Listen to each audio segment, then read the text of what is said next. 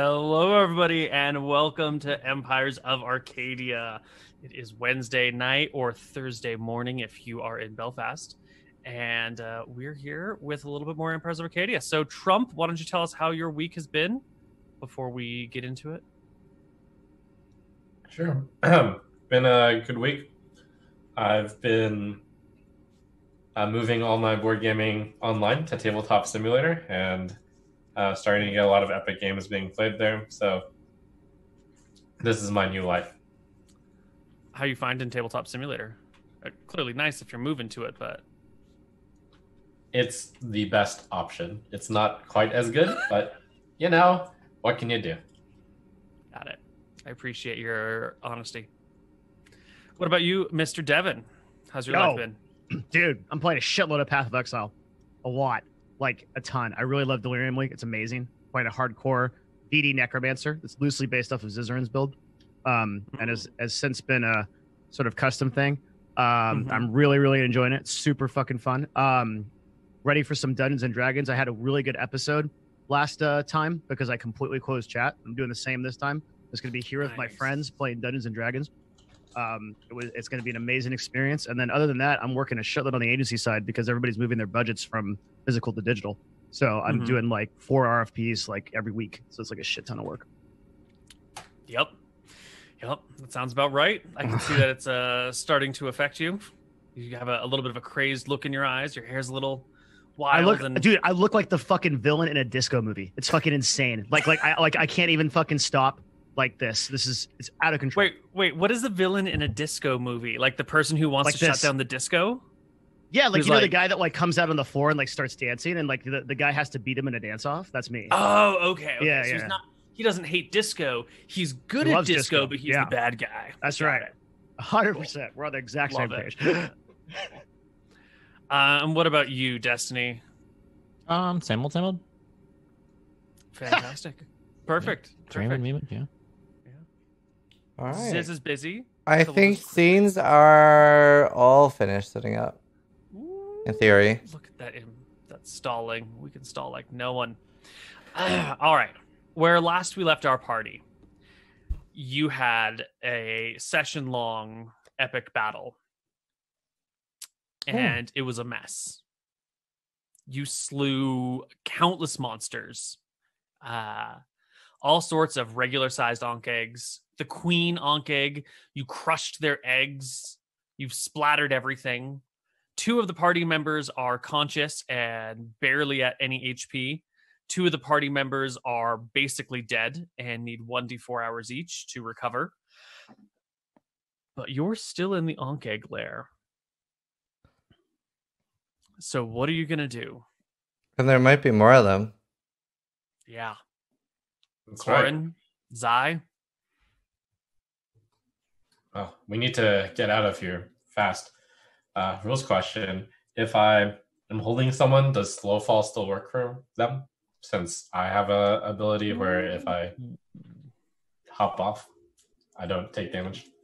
Great question. You know, like in the movies where the ninja like has a person, they go, whoosh, they land. Yeah. Yeah, that's how I kind of envision it. Like leap off a building with them in my arms. 4th level, you can use your reaction when you fall to reduce any falling damage you take by an amount equal to 5 times your monk level. So it doesn't actually make you fall more slowly despite its name. It just reduces your falling damage. So if you jump off something with it, you can reduce your falling damage, which if you're carrying them, I suppose it only makes sense to translate to what you're carrying. So yeah, it's fine. All right. We need to get out of here right away. Are we supposed to see where we're at right now or no? Here we go. Yes, back to the Ankh egg lair. Okay.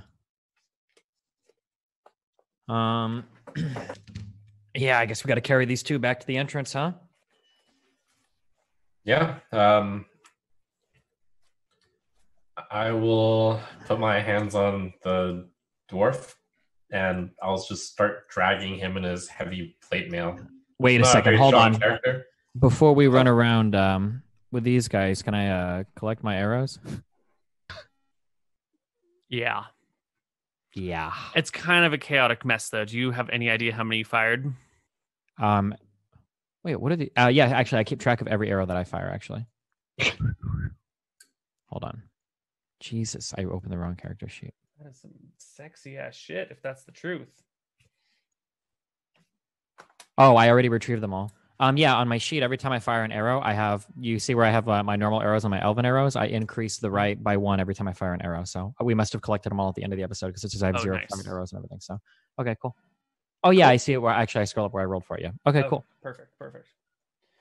Okay, so one of you is going to drag the dwarf. The other one is going to drag the druid in the like hot pants and the tight shirt. That seems to be the case. Yeah. Wait, we don't have anything to bring us back up, right? No one's got any magic. We're AFK. That's quick. So in 1d4 hours, they come back at 1 HP. Is that how it works? 1 HP. Can we roll that now just in case we need to know in the future when they'd get up or whatever, or in case we get stuck somewhere? I'll roll it in secret. Or yeah, you can roll it. Yeah, that's fine. Okay. All right. Just so we... Okay. Well, I very slowly move the dwarf. He's really heavy, so I have to drag him ungracefully along the ground. But I arrive at I'm dragging him towards the pit. Luckily, the dwarf is wearing plate mail, so as you drag him, it won't abrase his body. The plate mail will protect him, so you can drag him without fear of injuring him. Have we secured their weapons to their persons and everything? Yeah, you can resheathe their stuff and drag them from the head so that their stuff doesn't slip out.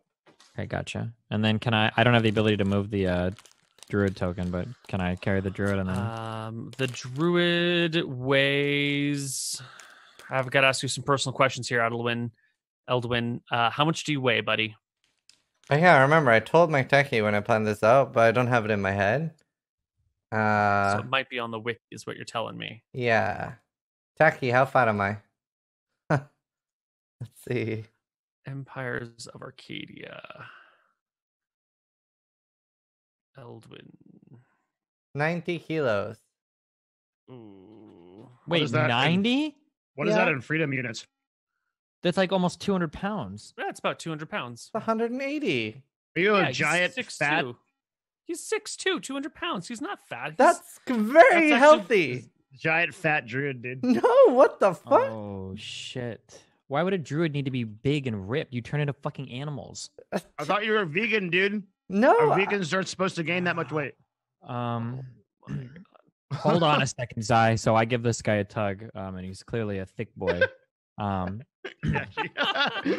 Zai, what is your strength? My strength is 7. I'm under the impression we can drag 30 times weight. Is that the impression that we're 30 times strength, rather? We can drag 3 times strength. Okay, well my strength is 30 times strength. Yeah. 30 times. So I can drag 270 pounds. Sounds fair. Yeah. Okay. Well, I would like to begin dragging. Wait, you said we're right. going to this hole? We're just going to throw him down the hole here? What hole? So there's a hole that connects the 3rd to 2nd, the 1st floor. Uh-huh. My plan is to carry one of them and then jump down the hole, and then I'll be able to slow fall my way down. And this is the point where you should tell me if there's any problems with my logic and, jumping down with a carrying plate mail. Heavy dwarf? Yeah, so I think if you were to fall down a hole, you would take damage. If you fall down a hole with like a giant weight on you, you should take more damage. So if you're going to fall down with a person on you and you're going to absorb their impact, I would say you would take double the falling damage because it's probably about double the mass of you, roughly speaking. So if you want to jump down with these people, it's going to be like a 25-foot fall. You'll take 2d6. With a person in your arms, it'll be 4d6. With 2 people in your arms, it'll be 66. And then you reduce it by, 5 times your monk level? So reduce that shit by 25 damage. So you could easily 30 damage. I'm 6. So 6, I guess right. I can take your 66, no problem. Yeah. You should be able to carry one, and then I don't know how you're going to push them both on top of you. But if you can manage to like grasp them and tumble, you can slow fall your damage. Well, hold on. What is falling damage again? D6 per 10 feet. I mean, theoretically, we just roll them both off. We could give them medicine checks at the bottom and pick them up. Or what's the plan for the second guy? Because you're going to go down the hole, and then what? I'm just up here doing Just nothing. carry them both. Oh, you're going to carry both bodies and jump down with both of them? Yeah, just to make sure that's legal. I'm pretty sure that would be far past my ability to drag. Yeah, I think it'll have to be the sort of thing where you stack the bodies on top of each other, you hug them from the top, and Corin like tips the whole lot of you over, and then you tip and fall, and hopefully you land on the Imagine we bottom. somehow roll so badly that we literally die here. The end of the campaign. Yeah. Could happen. Obviously, I know this is just up to you on how to interpret Soulfall. You're telling me the most that I could expect is 66. Yeah. Okay. Yeah. So you can reduce by 30. You would have to roll a literal max roll to take 36 damage or 35 damage and get knocked out, right? Yeah. There's no way he's not going to make it. Well, out of hold this. on. No way. That's not true. There is a way, which is very low. Yeah. No. He rolls 36. He reduces it. He only takes 6 damage. Wait. Oh, I'm Yeah, sorry. But I'm 66 hearing, is very hard to roll 30 or above damage on. It's very hard. Yeah. It'll He's average saying 66, so the max damage could be up to 36. Yeah. That's Yeah. right. But it won't happen. But the chances of that are insane. Well, Astronomical. now that you guys have jinxed it for so much, I feel like it's more likely. All right. Well, I'm ready when you are. We're wasting time in It's not going to here. happen. Koibu's dragging in more fucking dudes. I feel it. Yep.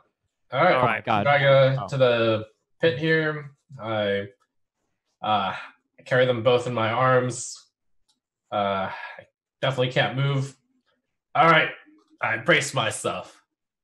Let's All do right. this. Corin, would you roll me the damage we deal to Trump?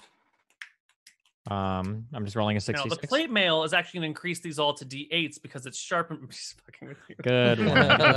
Sharpened, dwarven, pointy armor. I put spikes on the plate. Yeah, easy peasy. 23. Okay. Now reduce that to 0. Yeah. I'm on the first floor. Corin, Down okay? Yeah. hopefully you make it down here fine. I glance around. Looks like there's nothing here. Yep. I'm going to wait for you here. Okay, so you said it's 1, 2. Can I jump from like one into the other and then over to the other like that? Oh, shit. Sounds pretty possible. Give me a really good acrobatics or athletics check and you can do it. Do you need a pretty good one or a really good one? I need like a 17. Okay, yeah, I got you that. Fuck. Okay, never mind. Well, Nope. You tumble.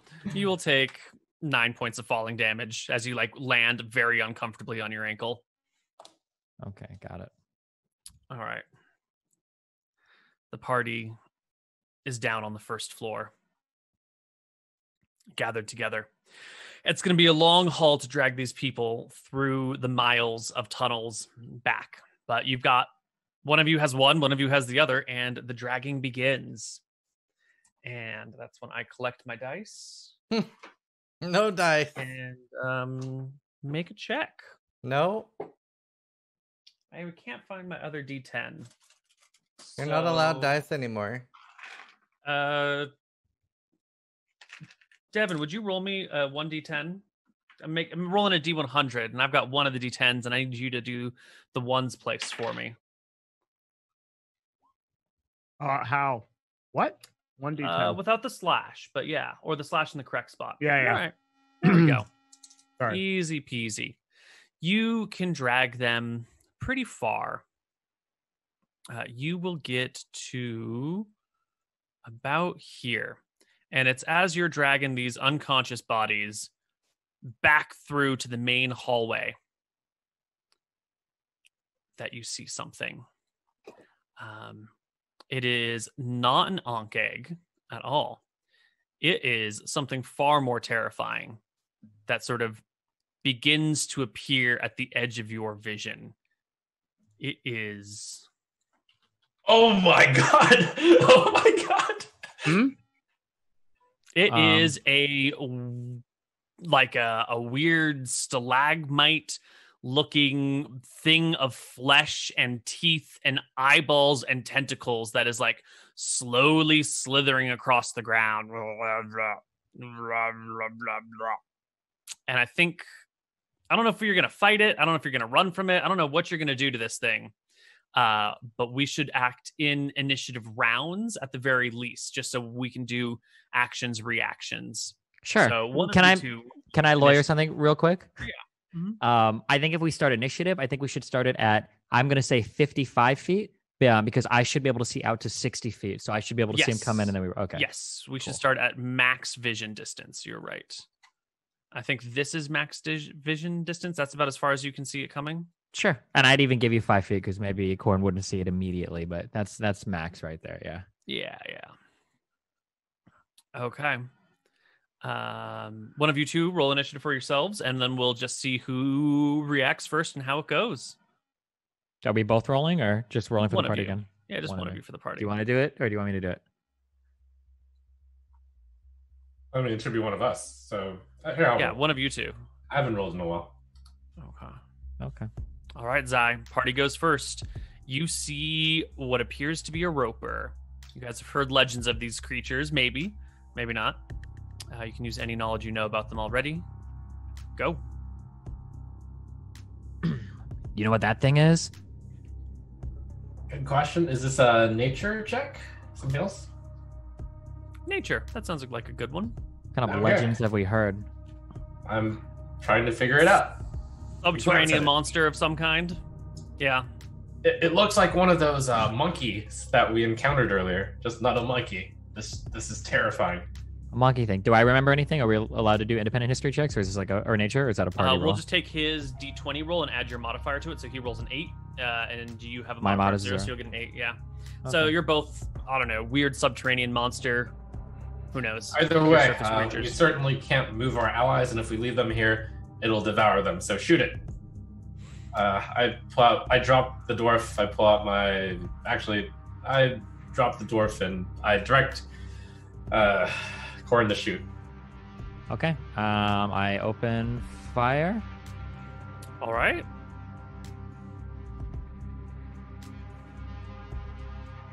I don't know how many hit, but 16 and a 25. The 25 will hit. The 16 will not. So we'll take that first damage. We'll take 11. All right, I'm gonna step in front of Corn, and I'll use the ability. Let's see, what's this called? Wholeness of body. I get 3 times my monk level in hit points. That's 18. Oh. I move my corpse so that the audience can see better. Yeah, that seems fair. Actually, I'm gonna move it even more. That's right. Call it a corpse. Get used to that. Wow.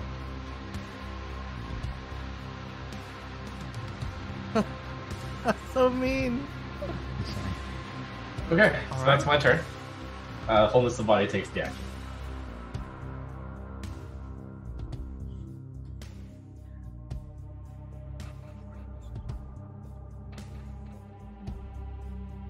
All right, it will start with its multi-attack. It'll send 1 tendril reaching for the monk and 1 tendril reaching for the fighter. 21, I believe, hits our monk. Wait, it was 55 feet away, right? Sorry, I'm dead. But oh, yes, that's a great point. The distance is 55, so it will scoot 5 feet closer and attack the monk. it has a 50-foot range? It has a 50-foot range on its tendrils. Oh my god! It's got these long arms, and one of them lashes out towards the monk, sprawling across the floor and wrapping around your ankle with a 21 to hit. You are grappled and restrained and have disadvantage on strength checks and strength saving throws. And then it begins to reel you in towards it, monk, dragging you 25 feet closer. Hold on. Can I... No, fuck. Yeah. Can I attack the tendrils? If you would like, yes. If I was a melee character, would I have an attack of opportunity? I don't because I'm range. No, I don't think you were. It didn't close with you. It was always out of your melee reach. Okay, because he was right in front of me, so but okay, but it Right, doesn't matter. Okay. Okay. Becomes the PC's turn, and maybe we should change this for combat music because we are fighting.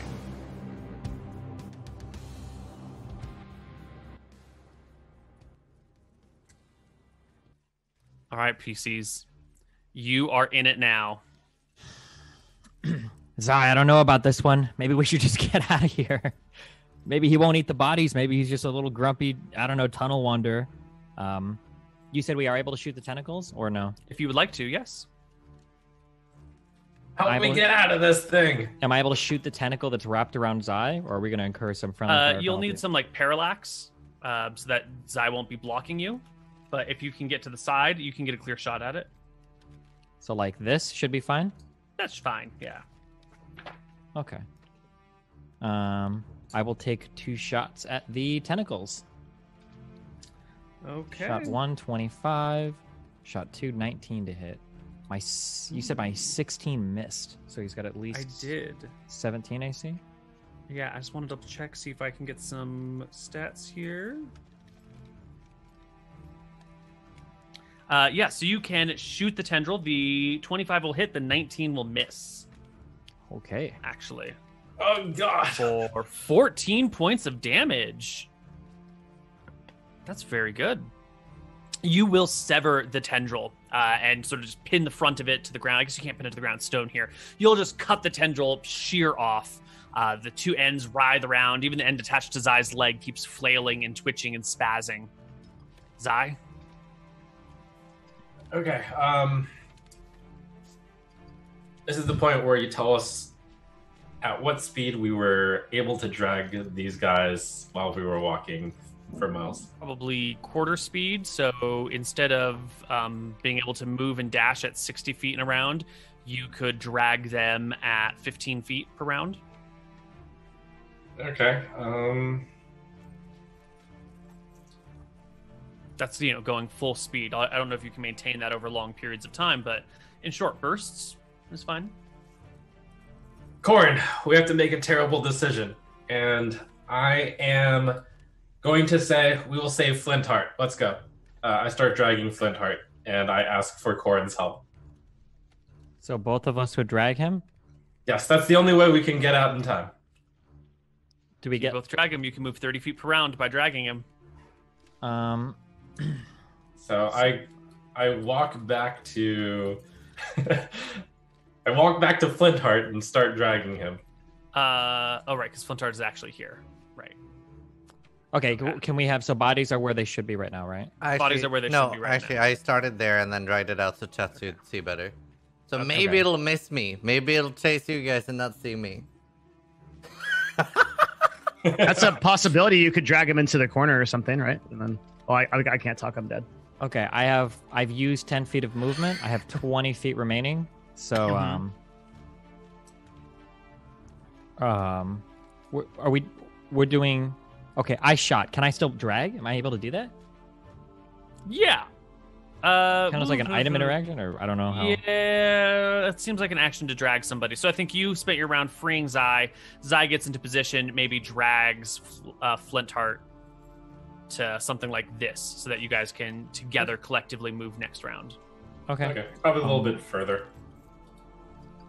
Yeah. Okay. This is If my you're dragging max. by yourself, then you can do it 15 feet and around, and you had to move already, so that's 5, 10. Yeah, this is probably fine. That's fine. We can do Okay. it. Oops. Yeah. I'm dragging, which means I'm ahead of the body. So I'm also consciously using it as a little bit of cover. All right. This creature reaches out its tentacles. They roll way out into the hallway and then suction cup onto the hallway. And this creature pulls itself along the hallway path in your direction, 25 feet. And it becomes the party's turn. I don't know about this Interesting. one. When I look at it, does it not have legs? It does not have legs. It's like a gibbering shaft of flesh with long, sticky, suction cuppy tentacles all over it, and sort of like a oddly conical shaped head with a single eye implanted in the middle of it. So it's moving only by tentacles. One tentacle is missing. How many remain? I believe 5 tentacles remain. I think they've got 6. Okay, I would like to focus. The one tentacle that I took off came from the left or right side. It's arbitrary here, but Left. okay. Then on the left side, I would also like to shoot at his left, whatever is the same side, right? I would like to shoot. Yeah, one arrow. I have one elven arrow left, so I will be firing that. 20 to hit. Is it meet or beat? That's a hit. That's a hit. That's 10 damage. Sever a tentacle for 10. Okay, and then switching to normal arrows, I will fire. 16 is a miss. Is a miss. Yep.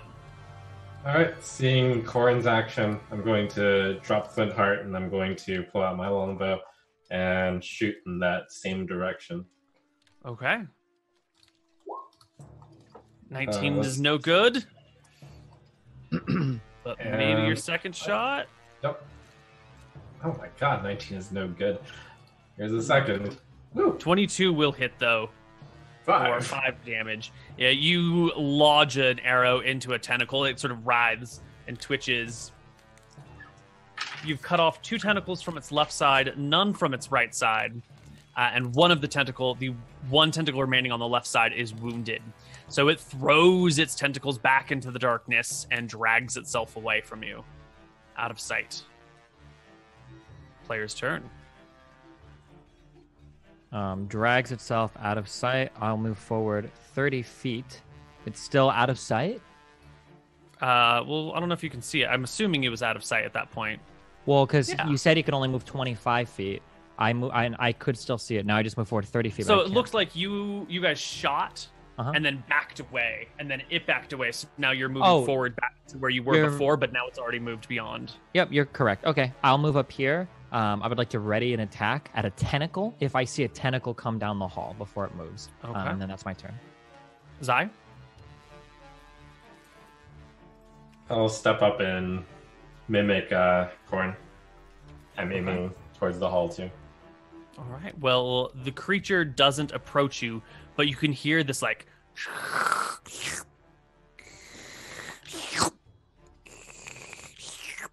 from down the hall, letting you know that this creature is slowly receding into the darkness.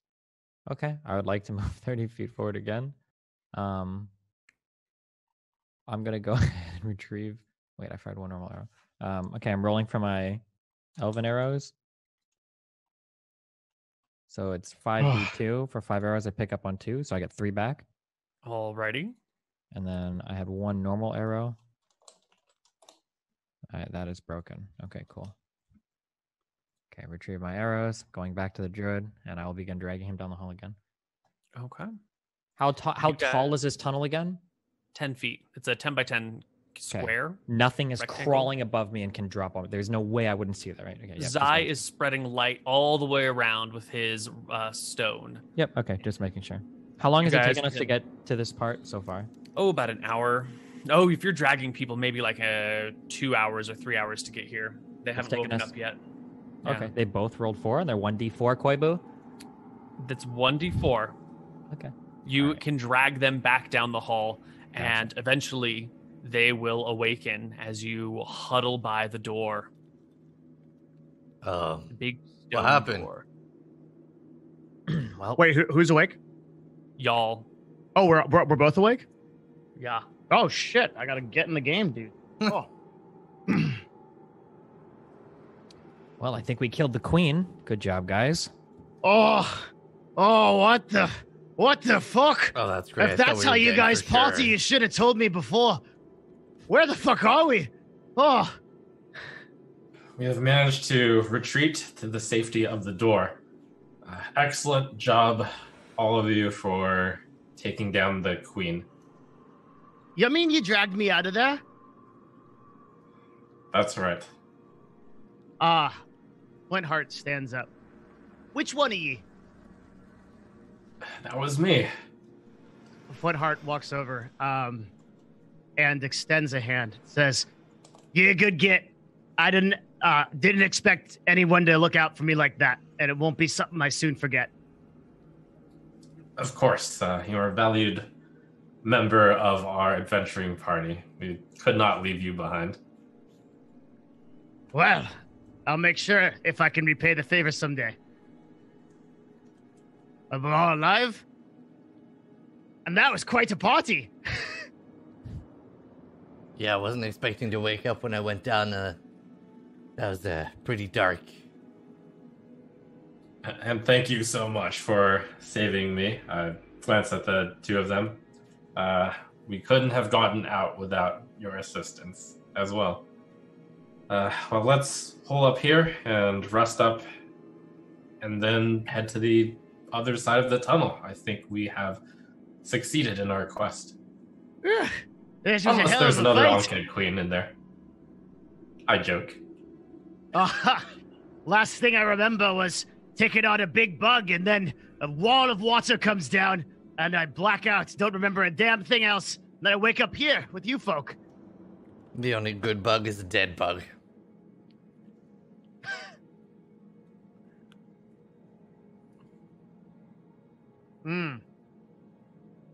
So we're gonna rest, I think. Yeah. Mm-hmm. Short rest indeed. All right. You rest by the gate. You are unmolested in your time. The bugs do not return. They do not skitter at the edge of your vision, probing you, keeping an eye on you. You are left in peace. That's cool. Great. Woohoo! I'll spend a bunch of hit dice. Same. Where?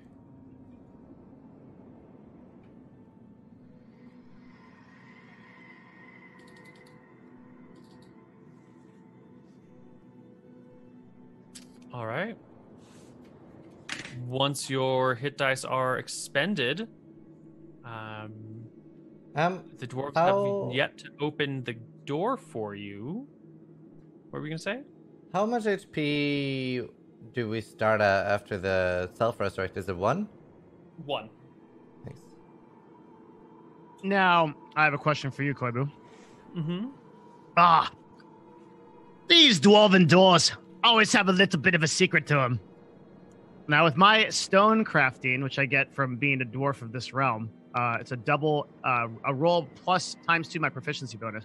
Would I be able to look for a way to open the door from the inside that the doors may have allowed for a safe, like a fail-safe mechanism or something? You would be able to look for such a thing, but you already know, as a man of these tunnels, that these sealing doors are these are like the fail-safe for invasion. So they're meant to have no way to open them from the other side. The intent is to be 100% unopenable. The enemies are at our gates. Roll the door in the way. Fuck it. Anyone who's on the other side, we don't need them. Or, they're being sacrificed for the greater good or whatnot. So, Point Heart walks around the door, takes a look at it. Me ancestors built this door to withstand anything. I don't think we're getting through anytime soon. We could pack it up, have a nice old campfire, have plenty of food, and some ale, and wait for me brothers to return, or continue down the path, but I ain't got shit in me. Not a lick of spell or anything. Just about That's all okay. used up. We have your sword, and that's what's important. Besides, how much danger could this tunnel have anyways? Let's go to the end of the tunnel and complete our quest. Yeah, what's the worst that could happen in a dark dungeon full of bugs and beetles? Great.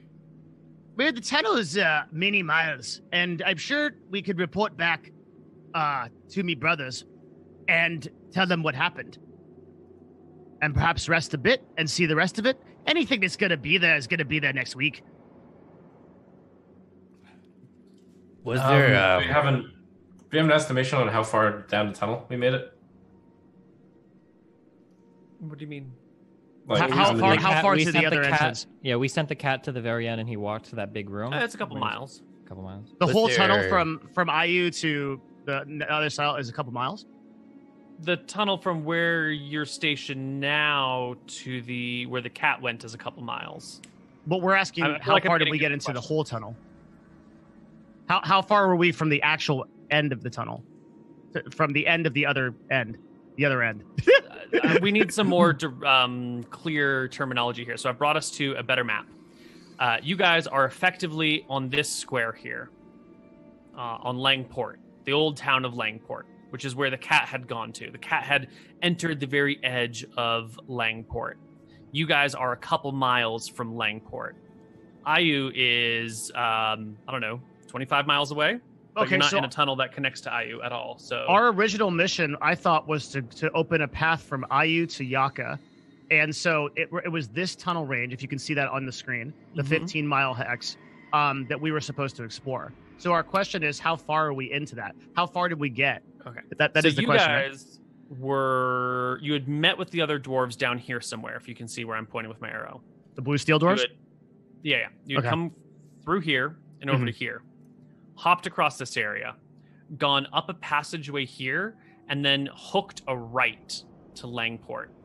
The door behind you that is sealed right now is about a mile and a half or so from Langport. Oh, so we're done. We cleared this. It's really just the last mile and a half plus the town itself that needs to be explored and cleared. Oh, okay. So and we know there's a town. So, did we search the Queen's Lair to see if there was anything worth there? Like, they might have... I don't know, there might have been something there. We did not have the time to do so. Your lives were more valuable. I agree, but we're alive now. The last thing I'd be wanting to do is fight any more bugs. I say we rest up, have some good ale, come back to it. So was that 2 for 1 against? Steps 1 and 2. So I guess we should pay a visit to Ayu. Mm-hmm. We can tell them, we can let them know that we have managed to free the tunnel. Wasn't it the dwarves that cared about that? Yeah, no, I mean, it's Ayu who cares because they're joining our alliance when we say tunnel's open. That's right. Mm-hmm. So yeah, it's only a few miles past the Ankeg Lair. Let's go. Yeah, let's do it. Are we going outdoors? Yes, welcome to the outdoors. Oh, bright light, smelly forests and big animals. Not my sort of thing, but you did save me life, so I'm along for the journey, good monk. And since I've literally never seen a dwarf outside, I'm going to ask the basic question. Hey, dwarves don't melt or anything in the sunlight, do they? Well, I'd be the first dwarf we find out. Maybe I become a little mushroom. Okay, if you feel any discomfort, just run back into the cave. We'll take a small Can't step be at any a time. worse than the discomfort of getting hit by a huge fucking bug now. Think I'll be alright. I don't know. I've heard legends of some beasts who melt in sunlight, and I fear you may be one of them. Oh, now that's a scary thing. I think some of me brothers have been outdoors before, but just to peek a little bit, I'll let you know.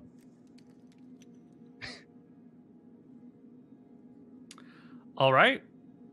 The party would like to go and explore the tunnels. So you can walk a couple of miles until you get back to this area, where to the right leads you to the Ankh-eggs, and straight ahead, in theory at least, leads you to the town of Langport that the cat saw for a brief moment. By the way, I conversed as we walked down this tunnel. Nasty creature ahead. Something with long, ropey arms. They stretch out farther than you could imagine. Flint would know what that is, right?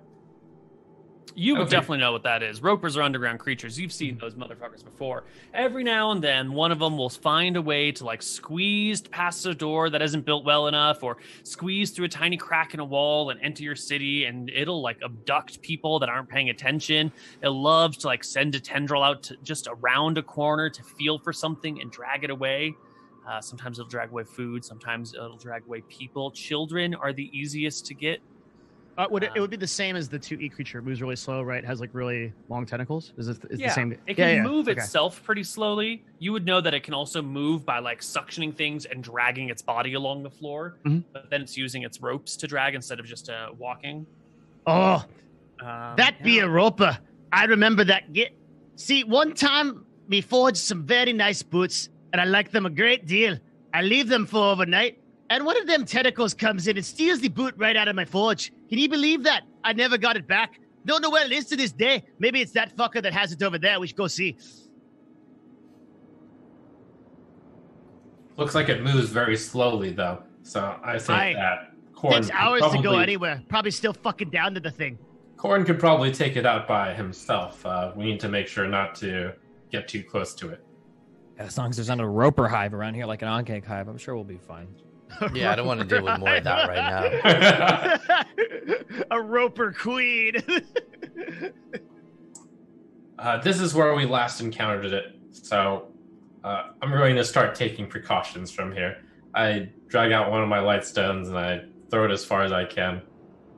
Would I know if they don't like things? Like, how do dwarves like ward them off? Like, is it bright light, things like that, maybe?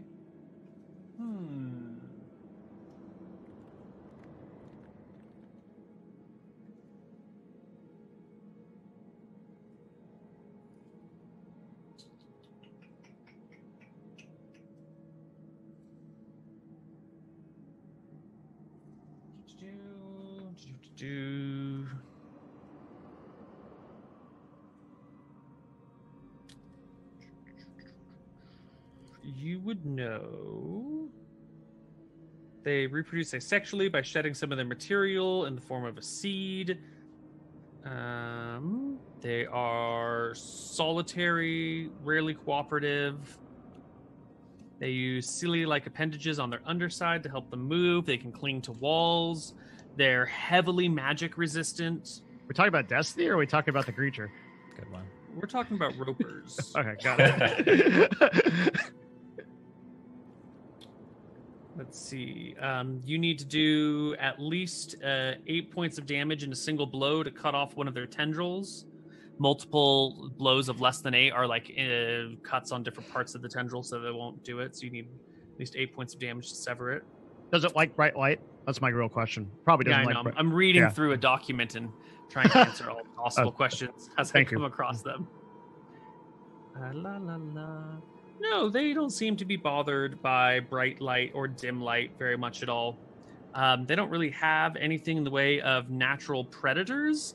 They're just sort of few and far between. They do sit near the top of the predator food chain. So if you find a roper, you can't really ward them off. You need to send people to go after and kill it because they're dangerous, and they usually, they get what they want typically. But relatively solitary. So relatively solitary, yeah. So because of their tendrils, they work best in small enclosed spaces.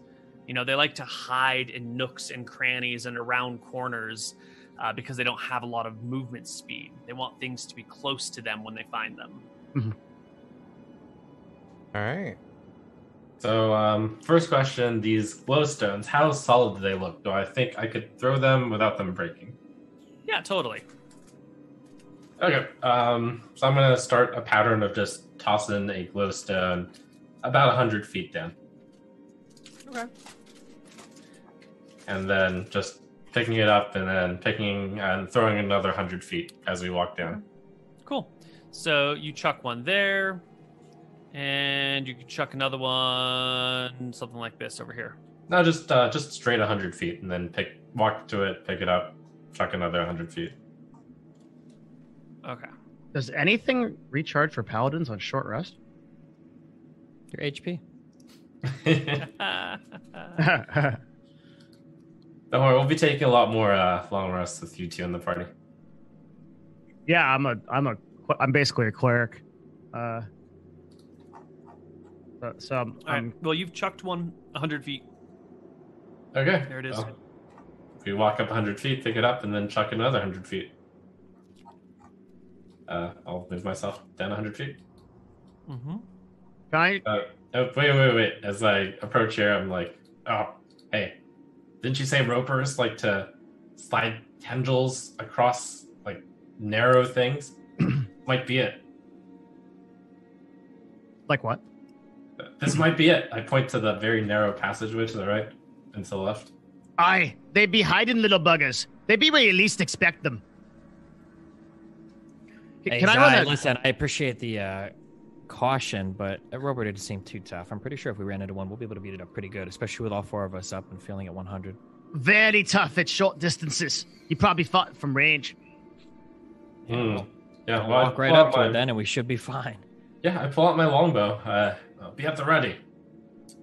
Can I do a quick check around for signs of, while we're walking along and we're going this direction, signs of like civilization or movement since the dwarves closed it down? That could include the ropers movement, but I'm just looking for clues to of activity, basically. Give me an investigation check. Certainly. This area has been closed for a long while now. And it looks like there have been a few things to come through here over the years. You'll find like a small patch of some sort of dried goo on the wall that lets you know a slug of some sorts came through here, probably a giant slug, or by the trail size, like a baby giant slug. You can see weird little marks on the ground, which are indicative of the roper that came by. Its little celia's left little where'd it go? Concentrations of something. Mm-hmm. It's hard. It's like gone up and down in this passageway, but it's also gone left and right and all over the place. Like there's lots of markings of things having been in this area.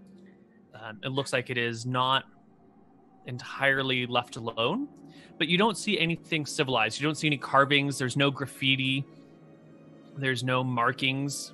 Nothing that would indicate a civilized race has been through here. Flintheart, I hate to use you as bait, but you are the most heavily armored out of us. Certainly. I think if you walked up there very carefully, using the dodge action, then it would be very difficult for you to be hit by a sneak attack from the roper. Oh, certainly. Let's see. Here we go. Okay. It's not going to be like the last time when you told me to come in. They'd be right behind me, right? Yeah, we'll be right behind you. Okay, then let's get to it, lads. Oh, look at me. Here I go. I'm a little dwarf running down the channel all alone. It would be a shame if something got a hold of me here. Oh, bangs the sword against the shield. Oh, it's a big shame. Big dwarf all alone here. Ain't got nothing to protect me. Clang. Clang. Do you want to go ahead and move yourself, dwarf? Oh, I'm sorry. I didn't know we were like, yeah, sure. And I'm doing exactly as Trump said. I'm taking a full dodge action. Yeah. Oh, yes, it would be quite a shame indeed. Quite a shame if something were to wrap around me right now, and take me into the dark depths. This helpless little dwarf.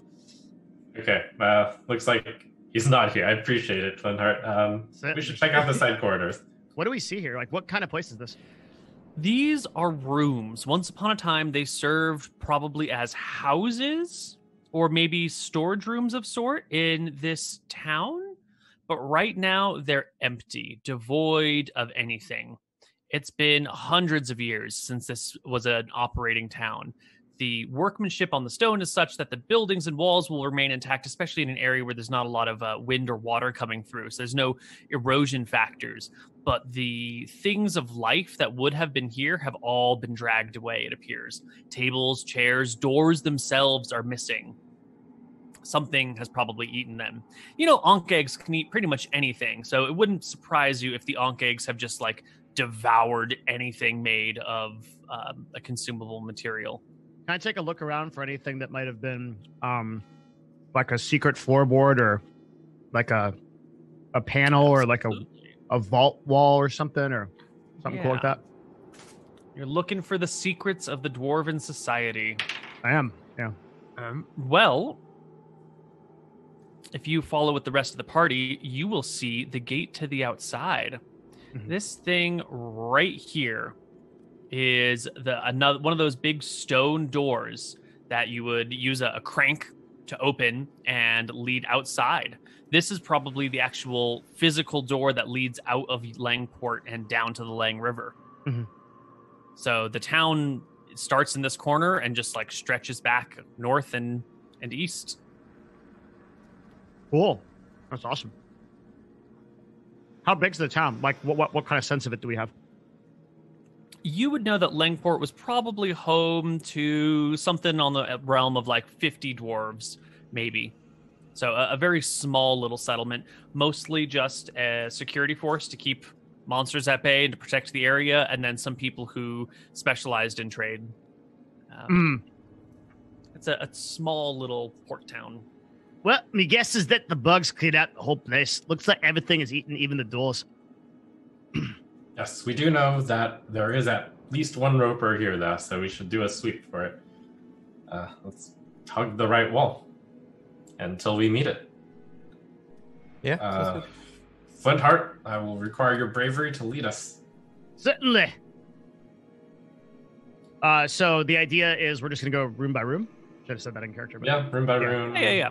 We don't have to actually physically go room by room because that's just a pain in the ass to do. But generally, Ziz, you're streaming, so I'm going to move Ziz around and show you guys stuff. Yeah. Well, I don't have vision. Oh, there we go. Yeah. So you got a small room over here. There's some more connecting rooms over here. You know, they meet all over the place. There's lots of small little side passages and chambers. Lots of houses. The real interesting thing are the vaults, where you would store all of the incoming and outgoing treasure. And this is where you would see it. On the north side would be either incoming or outgoing. And there's a long passage with lots of little rooms in here where you would store things, you know, treasure, food, goods to be shipped, whatnot. So you have this long passage of vaults on one side and basically identical repeating vault on the south side. That seems to be the far east of the town. And then the rest of the town is just like this collection of 1, 2, 3, 4, 5, 6, 7, 8, 9, 10, 11, 12 rooms or so, plus the gate room over here.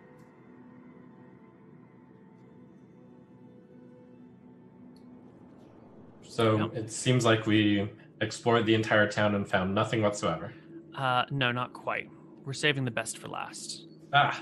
It is the gate room, thing closest to the door that as you go to, and the dwarf is dodging and clanging and getting ready, the moment the dwarf steps into the room, the roper, ready for you guys to arrive, reaches out for the dwarf.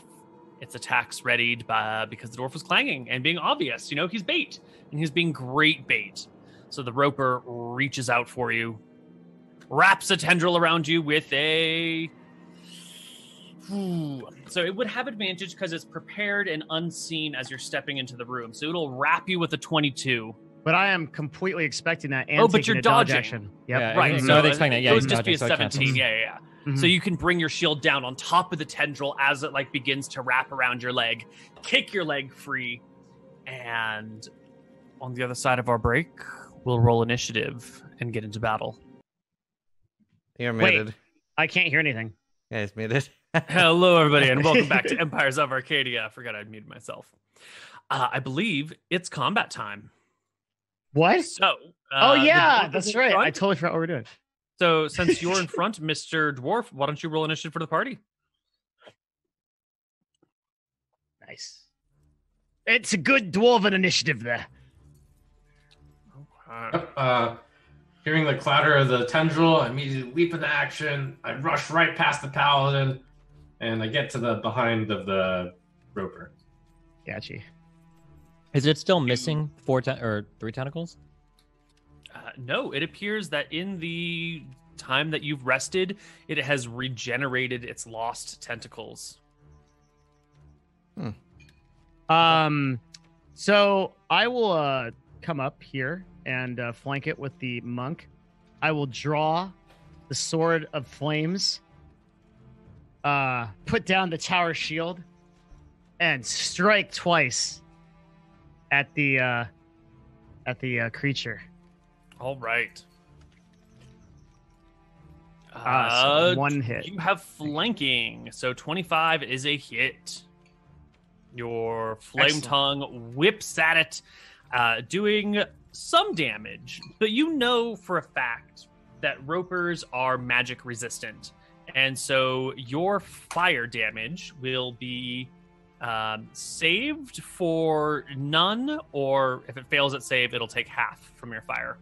In 5e, is resistance, isn't it half damage, just flat? It just takes... Resistance is just flat half damage, but I tend to mix and match my monsters. And the 2e Roper is a sort of a magical, wonderful creature, and it has 80% magic resistance in 2e. So I'm translating that as save for none or fail for half. I like it. All right.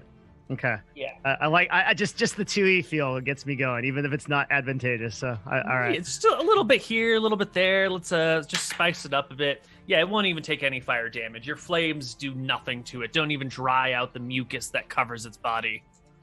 Does magic resist? Does that just mean elemental resist, or does that mean resist to like magical weapons as well? All magic. Well, this is a magical weapon, so it did resist it. Yeah. Mm-hmm. Yeah. Oh, so it took the slashing damage though. It took the slashing, but it resisted the fire. Okay, that's my question. Okay, thank you. Gotcha. Mm-hmm. Right. Oh, appears this thing not feel the flame a little bit. Be careful. All right, I'm gonna punch it in a place that I think the Roper has like a critical, chi point gathering spot. I mean, it's first stab out of the quarterstaff, 23. I'm tossing a stunning strike at it. Alrighty. So you are familiar with the various chakra points on a person and the lines that power them and where, they meet and flow. And so you can see it's got these 3 tentacles that come up from the right side, 3 tentacles come from the left side. And it makes sense with your understanding of chakras and anatomy that the underside of these tentacles, similar to an armpit, would have such points. So you land a kick or a strike of some kind, quarterstaff blow, right in that section. It takes 9 from the bludgeoning. You can spend 1 key point to attempt a stunning strike. Yeah, and it gets a con save. And passes, no problem. Ignoring your here's stun. another quarterstaff attack. Out. 26 hits. And here's another stunning strike. And another con save for the creature is no good this time. And I finish it off with a kick. Here's the real question. Is stunning strike magical in nature or physical? The way you made it, you described it, was physical in nature. Dude, she is hitting a key point that is stunning a person, not an actual magical spell-like ability. So we'll let it slide here. But that might mean if something has resistance to non-magical bludgeoning damage, that your stunning strike might be weak against that creature. That makes sense. In the future. Yeah, Just nobody would say that all on like an even keel. Goku's Kamehameha wave. That's not magic, right? That's physical. It's key, right? My martial arts teacher taught me that. Yeah. I'm embarrassed to say I've never actually watched Dragon Ball Z.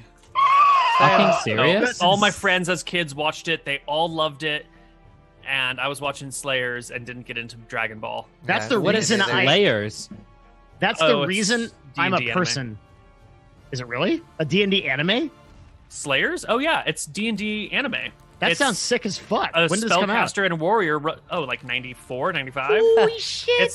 It's old school D&D comedy anime, basically. I'm gonna pick. An adventure party goes around to like save the world and just murder hobos everything and destroys towns in their way. Is that the one with the dragon Tiamat? No. That sounds amazing. That's cool. Yeah, it's got the dragon slave spell, Sword of Light.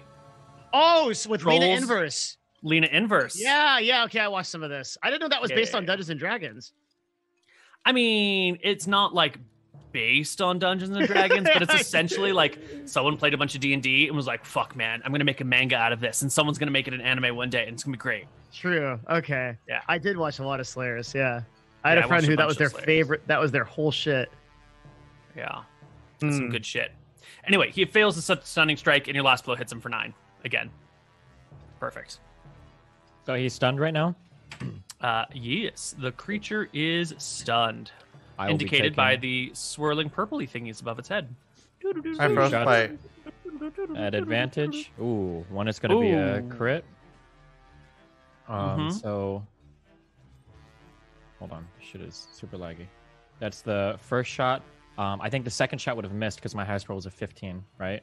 Plus 10 is a 25. Oh, you're right. Okay. Yep. So should I just click twice for Sure. crit damage? And here's a or more? quick chi lesson for everyone. Monks make careful study of a magical energy that most monistic traditions call chi.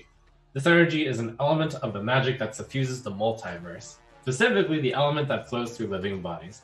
Monks harness this power within themselves to create magical effects that exceed their body's physical capabilities.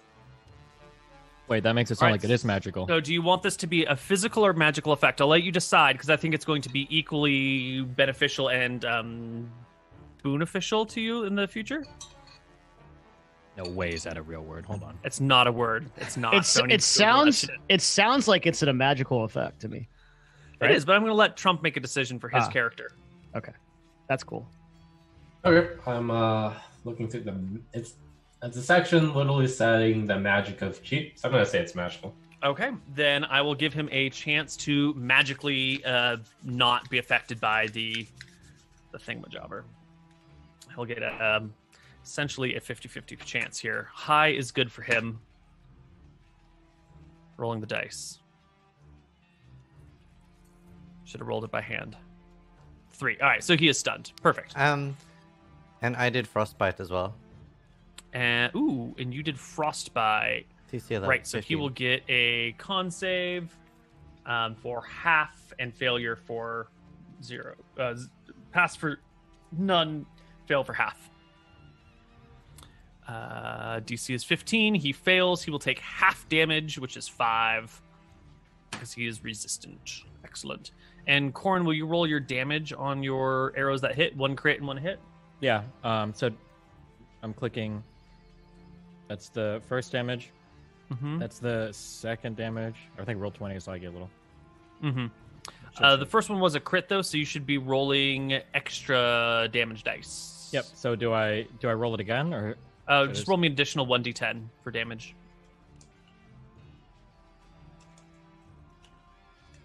Okay. Minus 16 and minus 7. All right, down to 31 HP. That is the party's full turn. You must have been in here if you're going to cast Frostbite. The Roper takes his turn, but is stunned until the end of the party's next turn. So the party rolls around again. I'll take another 2 shots at it. Bap, bap. Bap, bap. Lag, lag. Serious lag today. 24 and 23 are both hits. You rip it for 17, and then it resists all the fire damage. Oh, a fine hit. A frostbite. You frostbite. He resists all your cold damage, shrugging off the attack. I'll fire 2 more shots. Hit and crit. The first one. Let me just check for crit on the first one. Oh my god, it's lagging so much. I'm sorry. Yeah.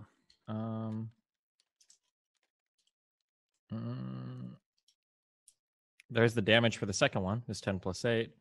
The Oh, damage that for will the kill it. First one That's is 7. enough. Oh, Yeah, all right. there we go. The Roper goes down. Since we're setting up a precedent for this, I was looking it up. I like to go off of the consensus of like people of authority. They're ruling that Stunning Strike is not magical. I don't care what they say. If you want to say it's a magical thing based on that key is magic, then let's He wants roll with you that. to decide, Trump. I want to go with what's accepted, basically, or what. Well, the- but that's apply. Okay, here's why I have a problem with that. Yeah. Because it takes the perspective that there is an objective truth to how things should be done when this is very much a subjective game, and we should each endeavor to make it our own. So if we just go with like what some dude said one time, like we are shutting ourselves off from the creativity of the game, which is deciding how things should go. I think appealing to so-called Sure. authority. I mean, okay, then that's fair. I will say that I was just going off of what I thought it was, and my initial belief was that it was physical also. So we're going to say it's physical. Perfect. Physical. Love it. That's like your decision forever. Yeah. So when the next time like a physical guy comes along and he's like, "Hey, I'm a tough physical guy," we're not going to be able to stun him. You know that, right? Wait, Well, the cool thing is I have something called Chi Empowered Strikes, where my unarmed strikes count as magical. Ooh. Okay, that's pretty neat. Oh, when they have resistance and immunity to non-magical attacks and damage. Ooh. All right. Love it. Nice. Okay. Well, So the basically, I monster can slain. make my fists magical when it, is important. Otherwise, they're default physical. Mm-hmm. You are here. You have found the chain, which is still intact. Good dwarven steel that hasn't corroded over the years. If you crank this sucker, the door will roll open and you will be able to go outside. Can you tell us about this room with the thing in it? What's that? It's the chain that opens the door.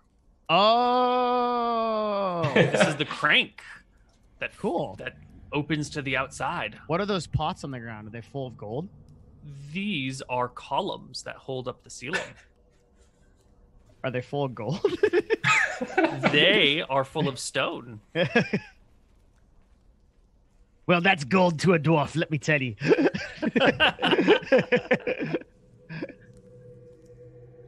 Cool. Well, have you completed your mission? You've cleared this area out. Is it devoid of all threats? Is it free? We should We don't know go yet. back and clear out the Ankeg lair for sure and make sure that there's nothing that could harm anyone left. Well, and we also, I don't believe we know where that one tunnel leads down. We only followed it a couple miles out. What Right. tunnel? Wasn't there, when we were going down the tunnel, there was a dug out tunnel to the right? That was the one that went to the Ankeg lair. Oh, wait. Is it? Yeah. Oh, okay. So the only thing is the Ankeg lair, but what he's saying is we haven't explored all of it. There might be treasure. There might be Ankegs. There might be Yeah, more we should go stuff. back and make sure there's probably a few straggler. But keep in mind, we are still, well, at least most of us are still. Actually, I don't know. I don't have I'm like a fourth of a character right now. Because I don't have any of my abilities. I spent everything, and I mean everything. Destiny's like 4 characters, so it's okay. Well, I have like 10 arrows left. Yeah, But I so mean, we're- right, but you're like, the majority of you comes from your AC and your auto attack, so like you No, have... it doesn't. It comes from my Paladin ability. That's what really did a lot of the work last fight. But you're right. I did. But I spec my entire character into AC. And If we go in and we die to normal Ankegs, I'll buy all of you a new computer. fuck yeah, I need Unless one of it's those, like dude. Poggers, That sounds dude. I'm massive, inting. yeah. I'm inting. I'm fucking dad, dude. Koibu, I summon the queen. I take one of my quivers and I hand it to Corin. How many arrows? It's got 20. One should always be prepared with more arrows than you need. I'm picking up. I got one of my elven arrows back, so I have 2 left. But okay, I took your other 20. Cool. We certainly can't leave this place yet the other way because we would have to leave the door open, so we're going to have to go back to Dwarves anyways. What? But yeah, let's go to the Ankeg lair, make sure it's clear, then go back to the stone. Okay.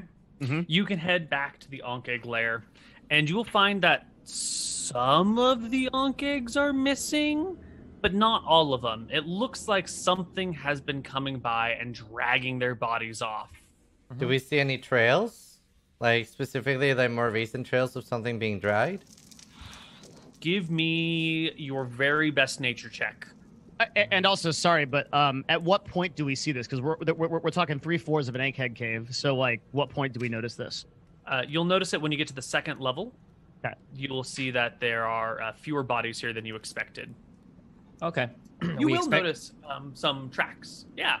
There are little holes in the walls that we kind of gloss over. Usually when the queen called for reinforcements and Ankegs burst from areas, they came from these like tiny little burrows. And it looks like there are creatures that actively burrow through the walls at any given point. And as of late, they've been stealing bodies, probably eating the dead for nutrients or hauling them off to some other lair. That's disconcerting. Can we look around so that we can like explore other rooms and just see? Wait. Well, the goblin died. You died too. Their stuff must be somewhere. Probably didn't eat all of it. They Well, probably they eat didn't pretty eat much everything, don't they? Do They they don't. eat metal too? They eat gold. Silver stones. Not metals.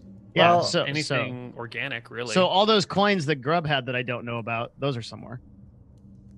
Okay, true. But so at where I saw like one of these one of the the mold, the piles, the thing where they go into the walls, right? What? Yeah. Right. Yeah. I'm prepared for this moment. I cast mold earth and I open up away as much earth as I can. Okay. You can tell us about mold earth. I know you put it into chat, but speak to us about it. It does just this work for you? moves earth, so I just like move like a huge cube of earth away and like put it into the hallway or whatever. So your plan is to walk around the Ankh nest and fill in every single passageway and hole? No, not filling in. I'm like digging away to see if something opens up into like a hole Oh, where I we see. could I see. actually You're not walk. putting earth in, you're pulling earth out. Yeah. I misunderstood. Got it.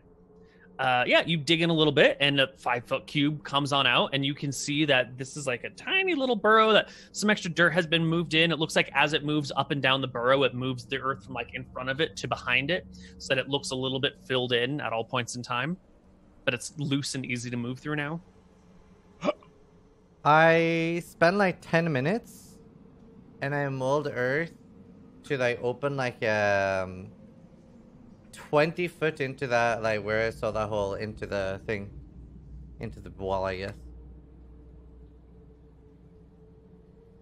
Yeah, you can burrow into the wall, pulling earth out, and it just kind of keeps going forward and spinning up and starting to angle towards the up deeper into the mountain. I mean, we could just follow this. Well, now don't we have to look at the rest of the cave now? Make sure that we explore all of it first. Then we can go look at this. Okay. Mm-hmm. Yeah, sure. Okay. I love your American accent. You can. I'm still trying to get it explore- right. It's really hard to get Dowie right. I'm just trying hard. I'm practicing almost every day, for like 15 minutes. Yeah. You guys can search the whole Ankh lair. You'll find dozens and dozens of these small little holes in the walls where creatures come and go all the time. What I'm looking for specifically, is treasure, right? Particularly like Mhm. like because they're like ants, so they have their specific rooms that they leave things in. So we're looking for the room of shit they don't want to eat but they keep. That's one Mhm. thing, and then I'm also looking for any other eggs, so there's no chance that they respawn whatsoever. Why don't you give me a history check, Devin, to see how well you paid attention in dwarf school when you were learning how to would that dwarf? be an advantage because we're literally in a place that is about this that I'm like this is No, I'm Dwarves deal? only allowing you to make the history check because nobody else possibly has this knowledge. So just a regular history check Cool. for you. And I'm just glancing around because I know one of the Ankhs ate my glowstone. I'm looking for, something glowing in the walls. Mm-hmm. Very Fuck. nice. Nice. So Ankh will pretty much eat anything. And sometimes they try eating things that they can't eat, and it just goes through their system and they shit it out. So usually what happens with with treasure from things Ankhs have eaten is that they end up eating the treasure and then shitting it out, and that wherever it is that they bury their shit is where the good stuff is. And you've noticed there's no Ankh poop to be found. So someone or some group of Ankhs has been tasked with the job of hauling waste out of their den and storing it somewhere, or rolling it to the surface, or burying it in a separate area. Someone, somewhere, is a pile of Ankh poop. And in that Ankh poop would have any treasure from anything the Ankhs have eaten. But that said, there's no way to possibly know where that is. You would literally have to watch them roll it away and see which of these tunnels it was in. And each of these tunnels probably branch 5 or 6 times. They probably all meet up again. It would be a complicated maze. You'd need to be an Ankh in this hive to know where that treasure is buried. Or get Unless- really lucky. Unless you had a really specific spell. Our previous sorcerer was talking about this idea of locating object.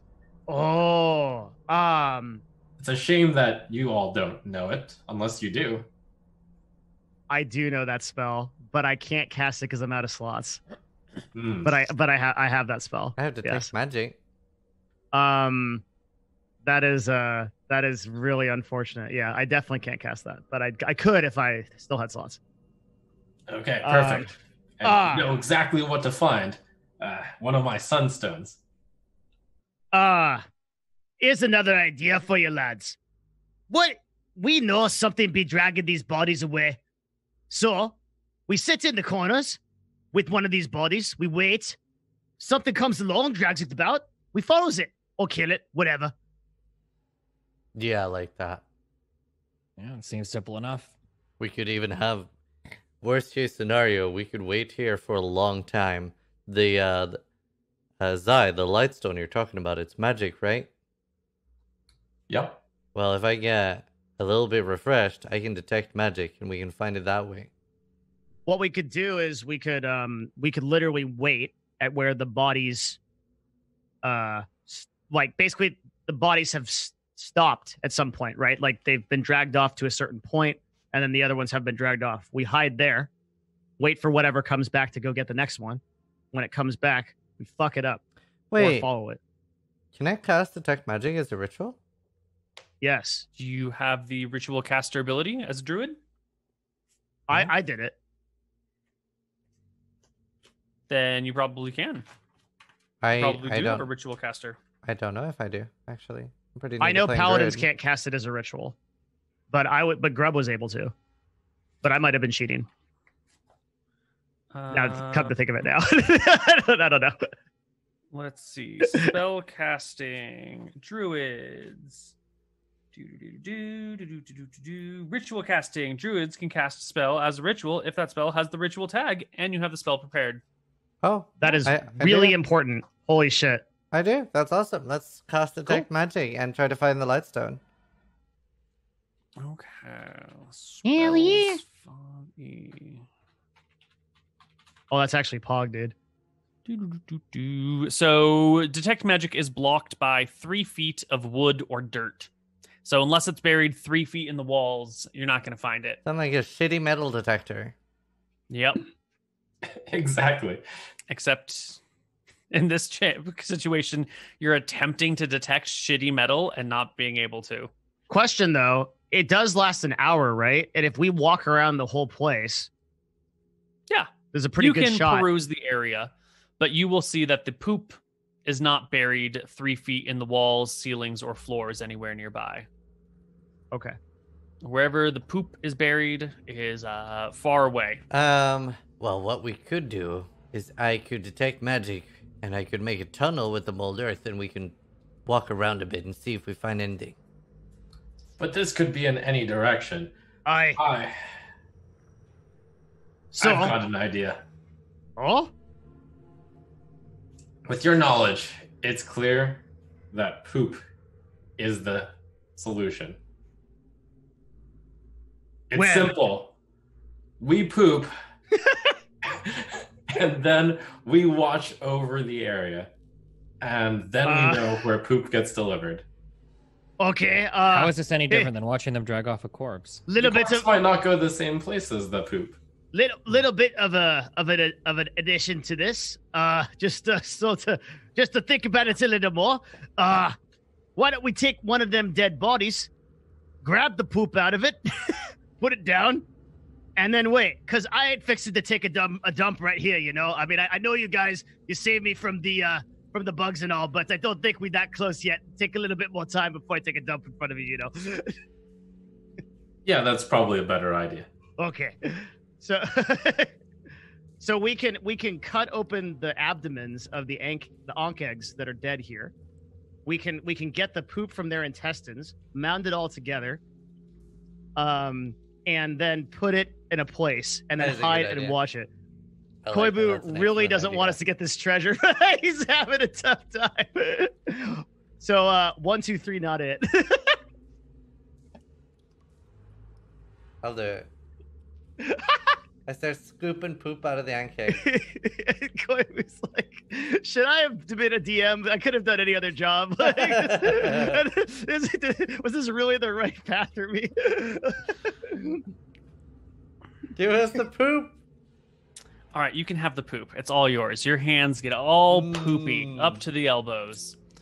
I don't want to waste our time, though. This is a dead Ankh egg lair. The stragglers are recovering whatever they want to eat, but they're no longer maintaining the hive and like keeping it clean, right? The queen is dead. The eggs are dead. The workers are moving on, looking for a new nest and a new queen to follow. So they're no longer maintaining the poop. And normally I would slow roll you on this and make you come to your own conclusion that, oh yeah, they've probably just given up on the entire nest and are leaving. And it's just a food source for you now.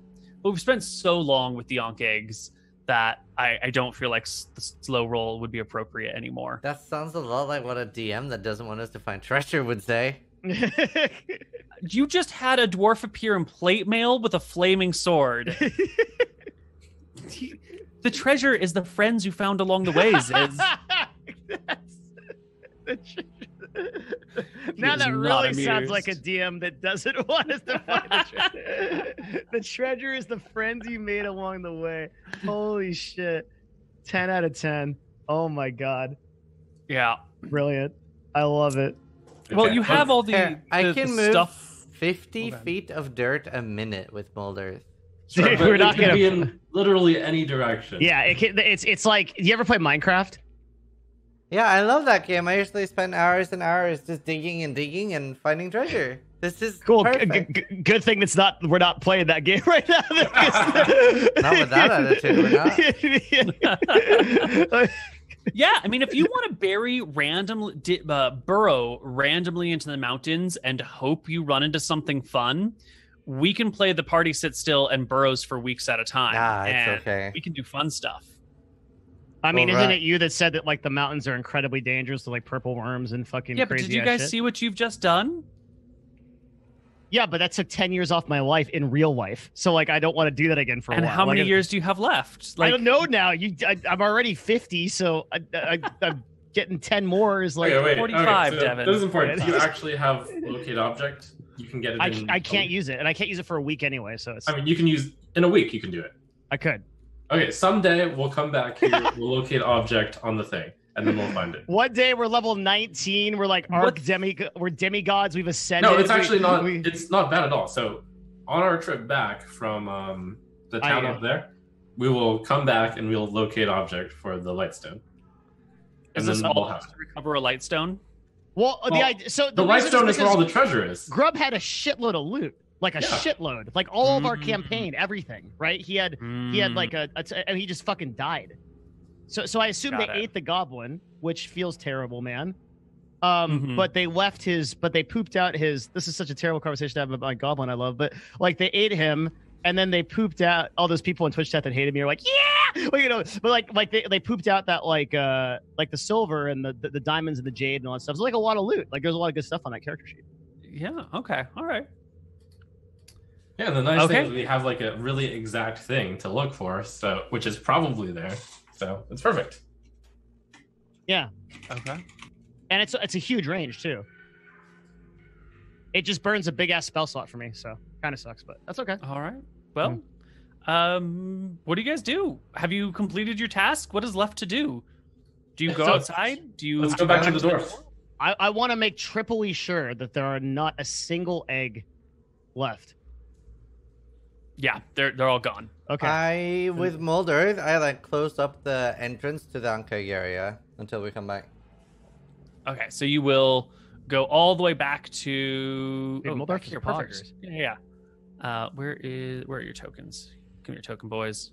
What eye level do I want this shield to be? So you come back to like this spot over here and just like collapse this shit with move earth and bury this in. Yeah, done. It is so. And then you wait.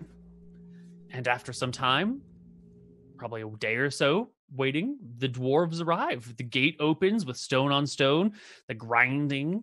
And when it's done, a couple dwarves step out and they say, so, it looks like you've survived another night. How goes it? Brother, good to see you again. You know, I ain't be too sure that I was going to see you again, to be honest. These guys fucking know how to party. Let me tell you what. I saw a huge bug and then a big wad of water. And then last thing I remember is going down in a fight.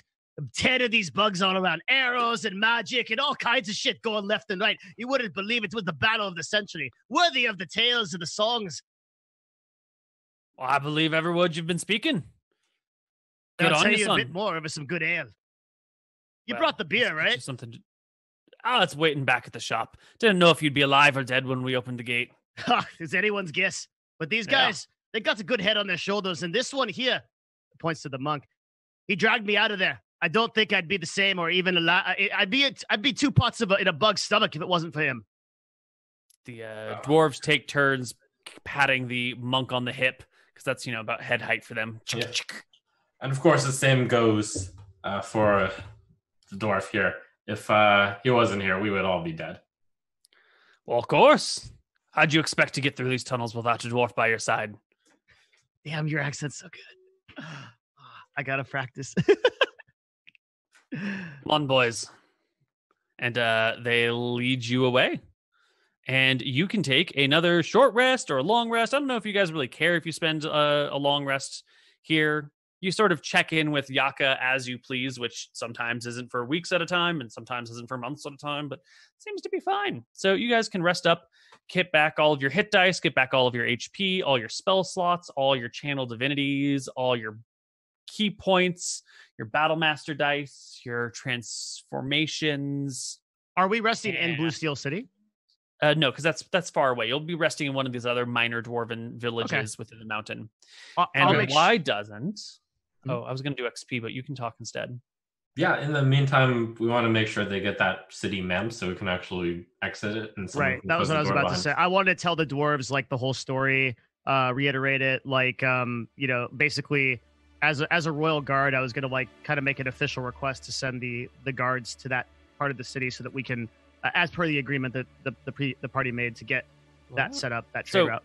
If you are content that it is done, you can journey back this way and go and talk back to the dwarven Thane and tell them what has happened, and he will send a group, dispatch it to that area to reopen the town, fix all the things up in there, repack it with furniture, repack it with dwarves, seal up the walls where those Ankh eggs broke through or whatever originally was that broke through, and turn it back into a functioning town. We just need one D20 to make sure there's not an encounter when you travel across that one hex. Oh no! Oh no, we can send a messenger to do that. We don't have to do that. You don't want to do it yourself? Well, we could go. I mean, I think it would be beneficial for us to go talk to Grimgor, don't you? Especially with my relationship with him. I guarded him for years, so we could go back and then like find out where we are at with the alliance, collect the experience points, all that shit. I mean, if we rest here, we'll collect the experience points, and we don't have to walk there. Yep. You don't want to talk. You don't want to talk to Grimgor? We just talked to him. But now we go say, okay, well, like the quest is complete. There's no new news. Wait, there is new news. What do you mean? Didn't we just finish? Yeah, we send a messenger to talk to him. We tell him the tale of the Ankh eggs and all that stuff, and then he's like, "That's fucking cool," and then he gives us something. Plus, it helps our relationship with the dwarves, and okay. We'll see where they're at with like IU and stuff. Yeah, I think it's good to talk to him. All right, you guys want to do it yourself? Anyone, roll me a d20. I'll take the first one that shows up in my feed. I'll do it. A 20. Natural 20. No encounters along the way. You can return to the dwarves. You can speak to Grimgor Bluesteel and tell him what? Point Heart like kneels, salutes, kneels. Rise, son. What do you need? Should we roleplay the whole? I want to like kind of like just preamble it. Skip to the good part. Yeah. Yeah. I'll preamble it by like kind of explaining the story, and like what happened. I want to make specific mention of the party, because they helped. So and Flynn obviously feels like a pretty strong affiliation because of that. Yeah. So just so we can get like that part out of the way, like the story and everything. Yeah. And the little goblin and the man with the big axe. What happened to them? I look to Zai. Yeah. may their contributions be recorded. However, I'm afraid they fell to the monstrous beast. I was afraid of that. You know, that means we're having to erect a statue to a goblin inside of Langport. Do you know what sort of position that puts us in? Was it- Very embarrassing for us. It's going to be there for thousands of years. Did the Statue of a goblin get you to goblin. do that? No, but if he died reopening a port town, you can't not make a statue to the people who died. True, It'd be it's the dwarven way. unpatriotic. Ugh. Well, now, I never imagined that we'd be fashioning a statue of a goblin, but if it Well, pleases how you... about a compromise? You don't have to erect a statue, and I think this solution would make Grub happier. We can call it Grubtown. It hasn't been opened in a long time. There's no reason not to rename it. Call it Grubtown. If I get a town and Koibu's are all named Grubtown, I've won the I campaign. mean, it's on, it's on the Lang River. It makes more sense to call it Langport. I mean, calling it Grubtown, hell, you might as well call it Flavortown for all that means. Yeah, but How about a Lang Grub?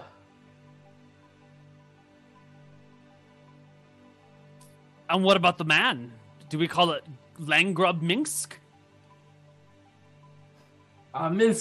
Minsk journey continues on with this one. Pat Eldlin. on I the will shoulder. carry Minsk Lacey. Who the fuck are you? I was previously known as Boo, the hamster. A witch You're the bloody hamster. sorceress cursed me to follow Boo. And when he died, it released me from my curse. God damn, this is why we live under the mountains. You Getting see what cursed to happens live as when a we let- hamster for years? we let some fucking weirdos into the place, and now we got fucking talking hamsters and goddamn Wow. bug caves and everything.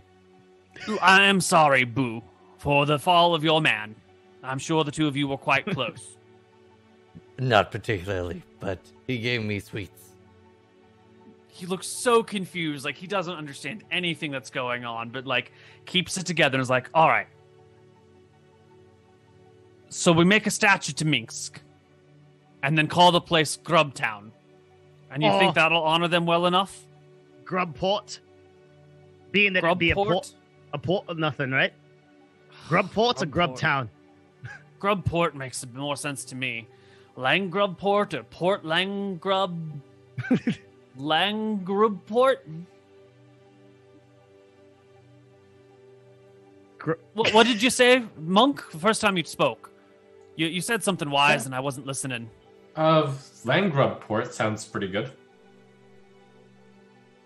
Langgrubport it is.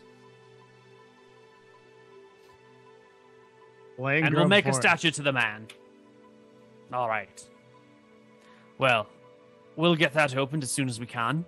And soon, the trade will flow.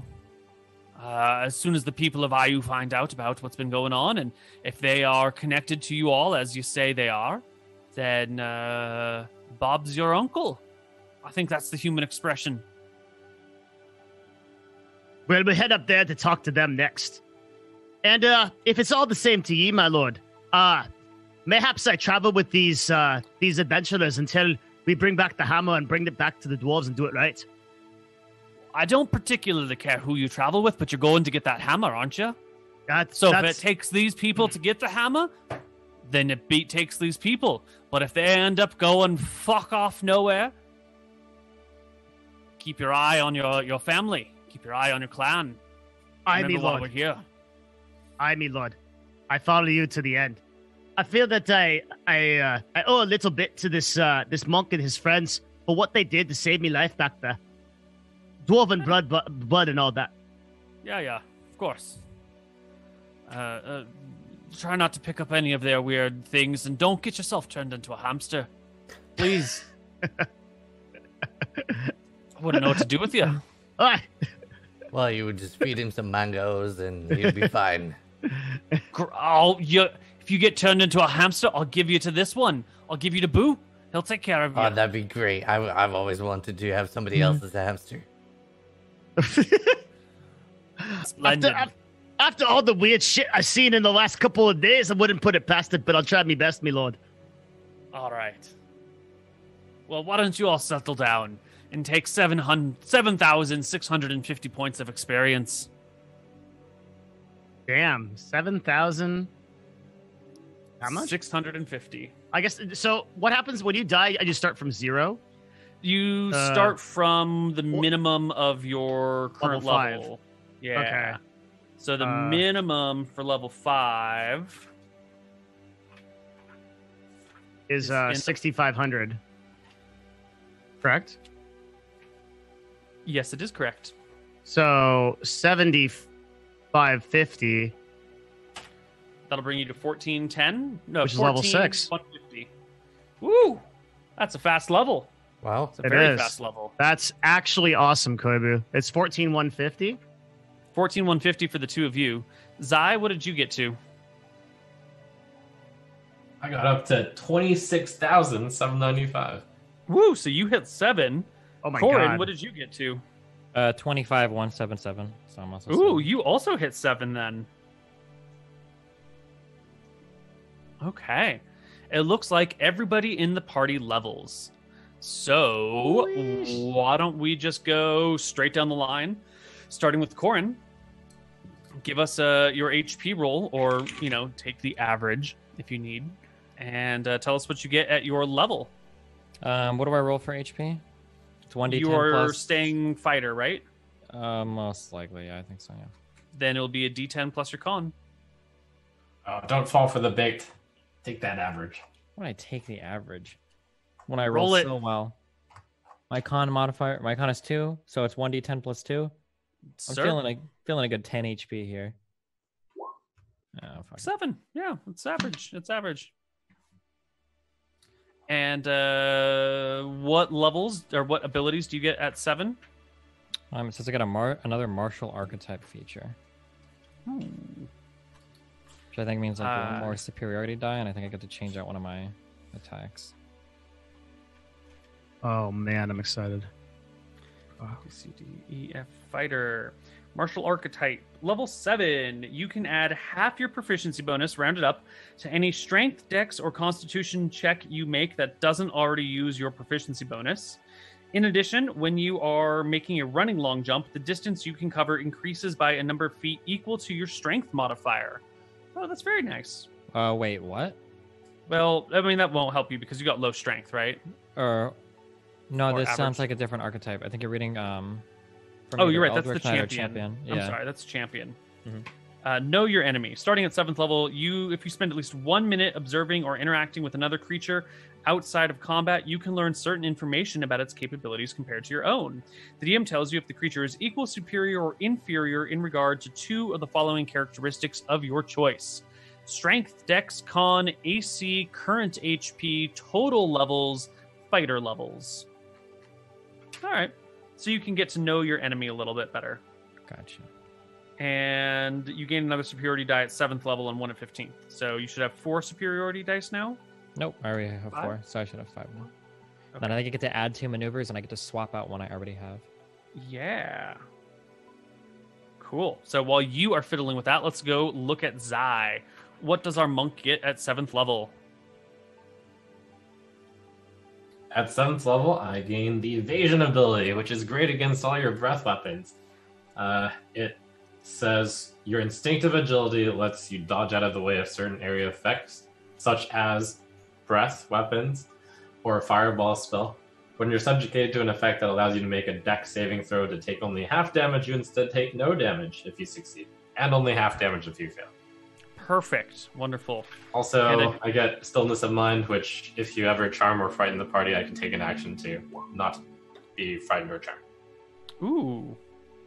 Wow. Very nice. And I take it you're taking the average of your rolls. Of course. You're going to take 5 plus your con. Okay. Next up is not Minx, but Eldwidden. Yep. And you are getting what? Level 6 druid. So what's the It's big CR2 monsters. Big. Mhm. Yeah. Yeah. What I roll for my life? D8 plus your con mod. You could take the average. You could. Why would he when he rolls a 10?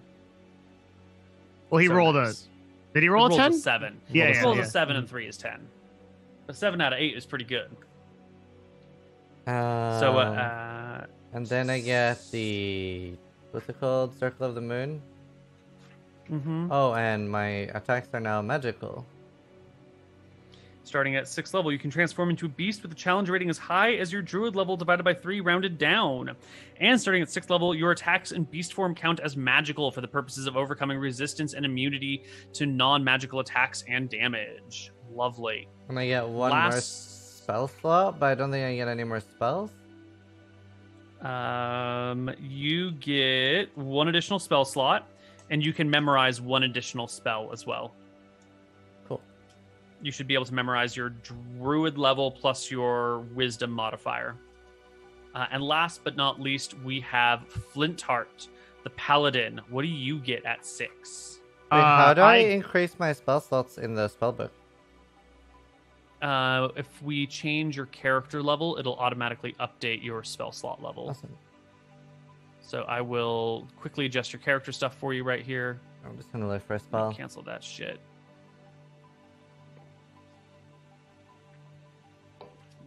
We're going to change you to level 6.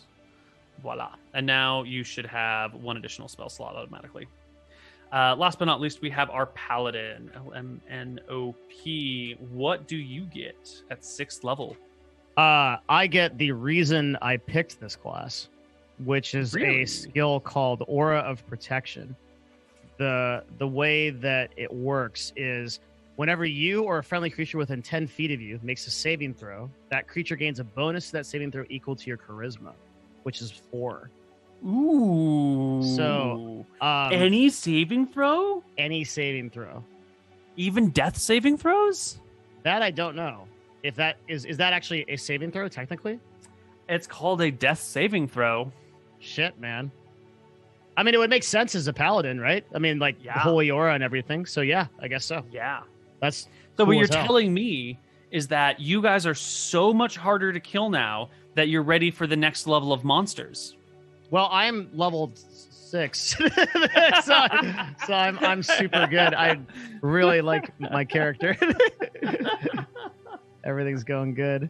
And then for HP, if I take the average, is it 7 plus my con modifier? No, it'll be 6 plus your con modifier. 1d10 is 6 plus my con modifier. Yeah. Okay, so 9. Yeah, or you could roll for it. No. So 49 plus 9 is 50. Okay. Dude, if I roll like 1 HP, I'm just going to tilt for a week. So I just can't. It's just not worth the pain. All right, that's fair. And I think I'm right when my spell slots, weirdly, this level, it's the only level it looks like this happens. They just don't change. I have 4 first level spell slots and 2 second level ones. So is that true? The spells That's correct. Yeah. So At 6th level, they don't change, and they also don't change at 8th. mm-hmm. Yeah, it looks So- like every even number, they stay the same. But you get 2 spell slots at 9th, weirdly. Yeah, because then you get 2 more of 3rd level. Yeah. Interesting. Yeah. So I don't think Paladin gets anything else for a while besides the Aura of Protection, but the Aura of Protection is big. Yeah. Yep. I'm Yep, super jazzed on that. At 7th level, you get an additional 1 spell slot and a Sacred Oath feature. There's some Wait, good what? shit in there. What's That's a next Sacred- level. That'll be later. Oh, yeah. Your Sacred Well, Oath, you're a Vengeance Paladin or a Conquest Paladin, so you get like a feature every X levels. Right. Okay. So there's something that happens at 7th level. Okay. Okay. So Oh, it's everybody really good. has leveled up, taken their stats, taken their upgrades. And now, before we take our break, let's just do a quick, what do you guys want to do next? And before we discuss it as a party, I want to ask you as individuals. Zai, you were the oldest member of this party, both in character age and in character time on screen. You have been here since the beginning.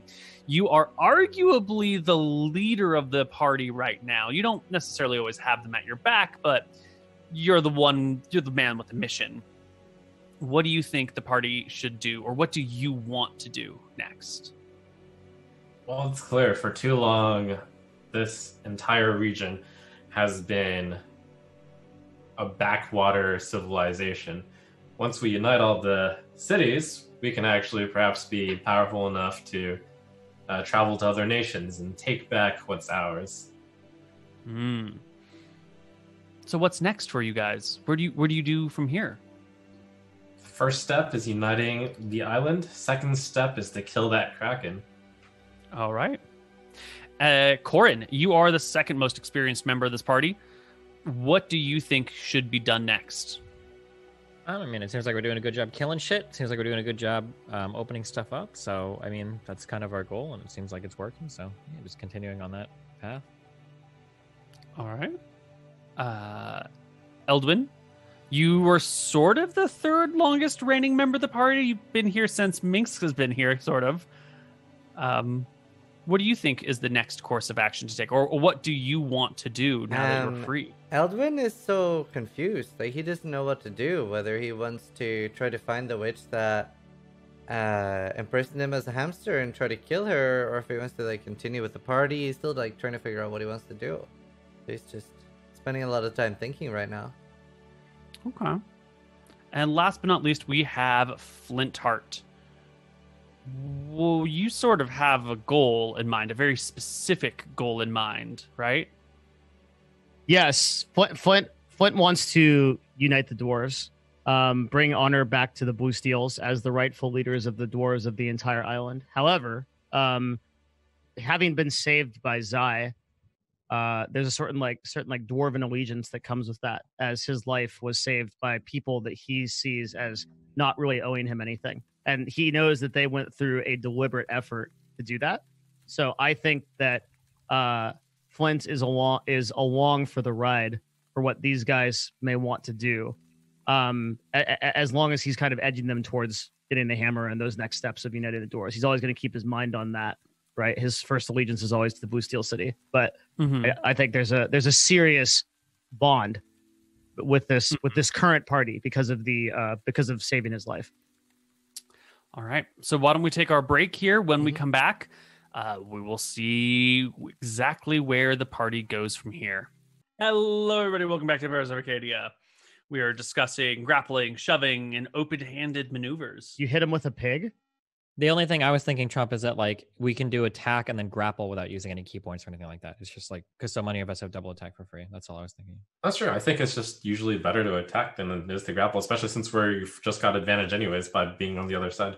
If you have that advantage. But remember, the nice thing about grappling is that it gets me a fuck ton of advantages. If you guys have somebody like surrounded, I don't get advantage on this. But if one of you grapples him, I can do 4 attacks with 1d8, and then I can triple roll for crits on every. That's true. I can also try to stun them if it's not like some super boss. Yeah. Sure. God damn.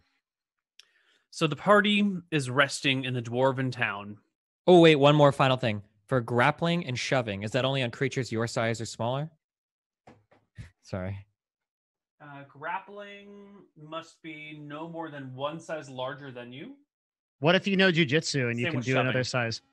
Okay, gotcha. No more than one size larger. And we count as medium or normal size creatures. You are all medium creatures, yes. Okay. Is that the same as shoving? Shoving being something like pushing for distance. Okay. Yes. One size larger than you.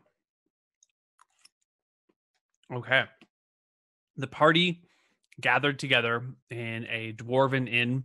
Actually, more likely Flintheart's house, probably. You live here. So, Flintheart, do you got a family? Do you got a wife and kids? Yeah? Oh, that's a good question. I mean, he's been alive for 250 years. I'd assume. Are you bringing your friends home to meet them, or are you going to, like, put them up somewhere else? I would definitely bring them back, but I haven't put this thought into my character, and I'd have to ask you more questions about the place. I assume that can you tell me a little bit about like the social structure of the society of like the Blue Steel City? So Flintheart is a forge master. He's pretty established in the city. He makes stuff. Assume most dwarves are mono. What's the word? Like with a dwarf woman have dwarf kids, that kind of thing? How does it work? Monogamous? Yeah, monogamous. Mono. Monogamous. Yep. Yeah, monotheistic. I don't know. Yeah. Yeah. Dwarves tend to pair off one-on-one. Tend to. Mhm. It's the Yeah, so- overriding commonality. I'm sure I'd you say can that find Flint your... has a family, like a Okay. dual. I gotta think on the kids because that's a big thing. But he's an adult dwarf, many hundreds of years old, so he's got a dwarf wife. You got a dwarf wife? I think the guy's got a Okay. dwarf wife. Yeah. What if it turned out he had a goblin wife? That would be a scandal indeed. It would be. I'd be the talk of the town. Probably someone outside of the Blue Steel lineage, so it's not like inbred type of thing. Probably. I'll give you a good answer on this, but yeah, we'll take him back to. Flintheart probably has a decent house as a royal guard, right? Like a Sure. like a nice Sure. little. We'll Nice tell little tales. cave. Mhm. Yeah, tell tales and. All right. Sounds good. So you guys rest and decide where to go from here.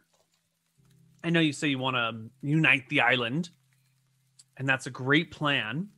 But we need a next course of action. Where specifically do you travel to from here? There's a lot to do, right? Like there's ruins everywhere. We haven't even finished the elf thing. Who had the nymph necklace? That's actually a big deal. The thing, That's me. Fortunately, I didn't I die. feel like my character can't even talk that much. Like my character doesn't even know about Ayu or any of that stuff. So for now, my character's like more listening and stuff. Yeah, so this might be a good time to go over what things you need to do. Maybe create a list, a task list. Yes. List, and then you can mark them off one Does at a time. Does Flint know how to write? The dwarves know how to write. There are some dwarven writing, yeah, Okay. but it's more like so- etching in stone than writing on paper. It's Flint like would- a long, laborious process, probably more akin to like a religious ceremony. Can I have How normal clothes now? Yes, while you're waiting here, they will find some clothes from an oversized dwarf and tailor them. It'll take a few days, but you'll get something more appropriate. And would I be able to use like I found like in the Ankeg fight when I had no spells left, I had nothing I could do. I had no melee weapon, no ranged weapon. I had my shitty frostbite cantrip. Get a sling. They Pretty can good. furnish you with a melee weapon or a ranged weapon, a basic one. What do you want? Yeah, like a sling would be fine. They can get you a sling. What the heck? Frostbite's way better than a sling. Sling is pretty. Frostbite is save or die. It's not that good. It's saver do but no sling is like damage. hit or Yeah, miss that's save or also. die. What's that? It's basically the same. Sling is hit or miss. True. Mhm. Yeah, Very true. How'd you get so smart? So what I'm asking basically is how do dwarves keep notes about things? Here in this part of the world, they pretty much just talk and remember. Okay. Yeah. All right, well, and then for that's- really important things. They might write it down, but that involves like getting out a slab of stone and chiseling Yeah. into it. So it's a bitch. Okay. Then we're just gonna talk about what to do next.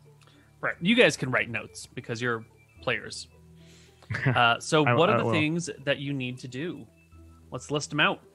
Sure. So we- the we- first we need- immediate thing is we succeeded in the IU thing. So we Yeah, just we need to go to IU. and we're done. Yeah. We need to go to Okay. IU, set up that, and talk to the queen.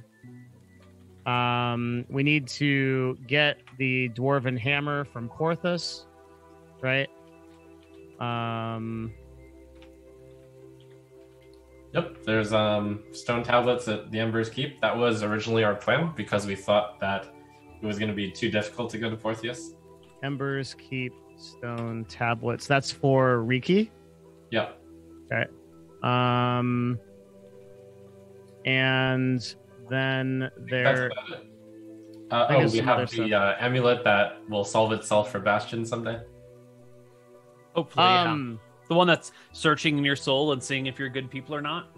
Yeah. The one Could, that is judging silently your every action. Quick question. One of the spells is called plant growth, and it can give You enrich the entire land, becomes enriched, and will have twice the yield for a full year. Jesus. Wow. What? Do they really need a nymph? Could we just like... Oh yeah, because the nymph is like the overcharged version of that casts over the entire field all the time. The nymph Right. will be like, instead of twice the yield, it like grows at 10 times the rate or something. So she's like the crazy plant growth alternative. That's badass. She's got electrolytes. That's what plants need. It's one of my favorite movies of all time. Holy shit, that's a good movie. Wait, what movie is that from? Oh, Idiocracy. Upgrade. That movie's so fucking good. Who knew it was a prophetic film? It was. In a lot of ways. Koibu, what other active towns are on this island? Civilization places that we know of. Ember's Keep.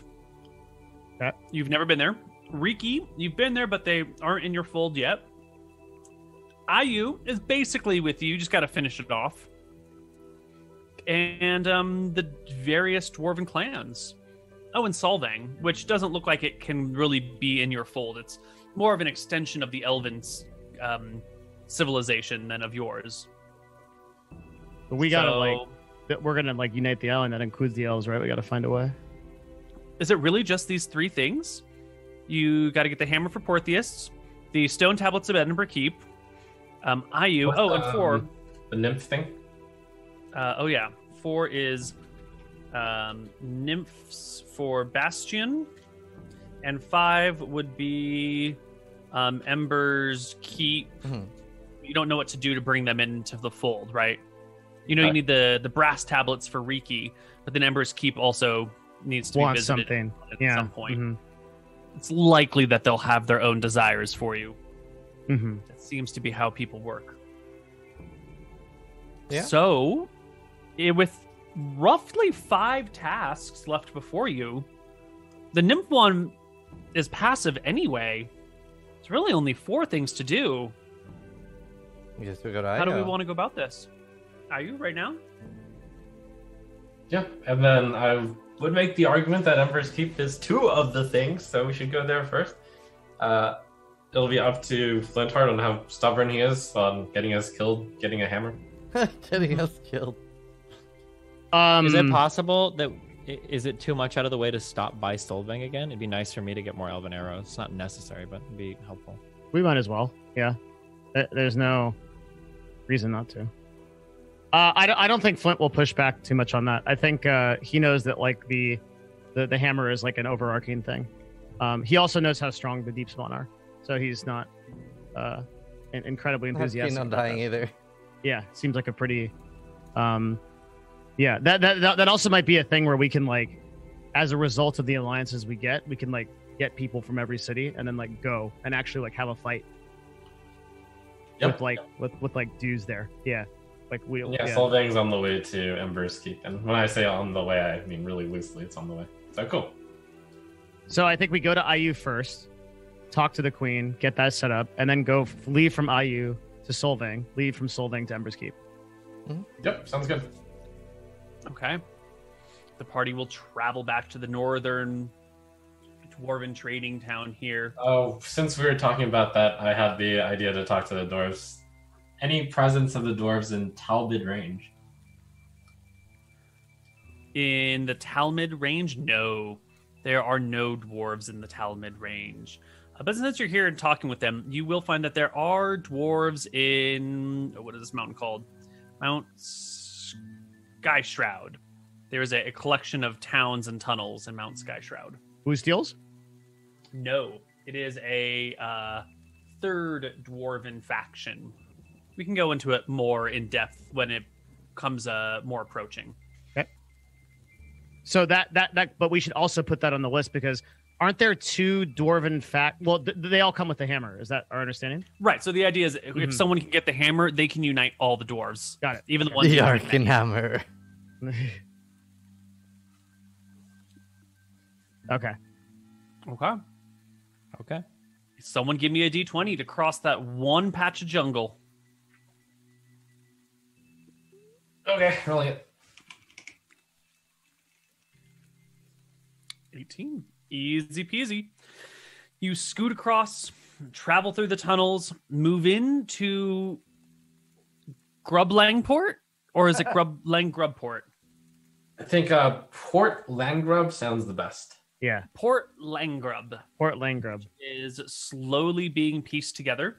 They will open the gates for you and lead you out. You will find yourself exiting adjacent to a great waterfall in a forest covered completely with bamboo. At the base of this waterfall is an old dock, like ruined by time. It was made of stone, but with the water and the winds and the monsters and whatnot, it's been chewed up and broken out, and the dwarves will have to repair it, which they can get to.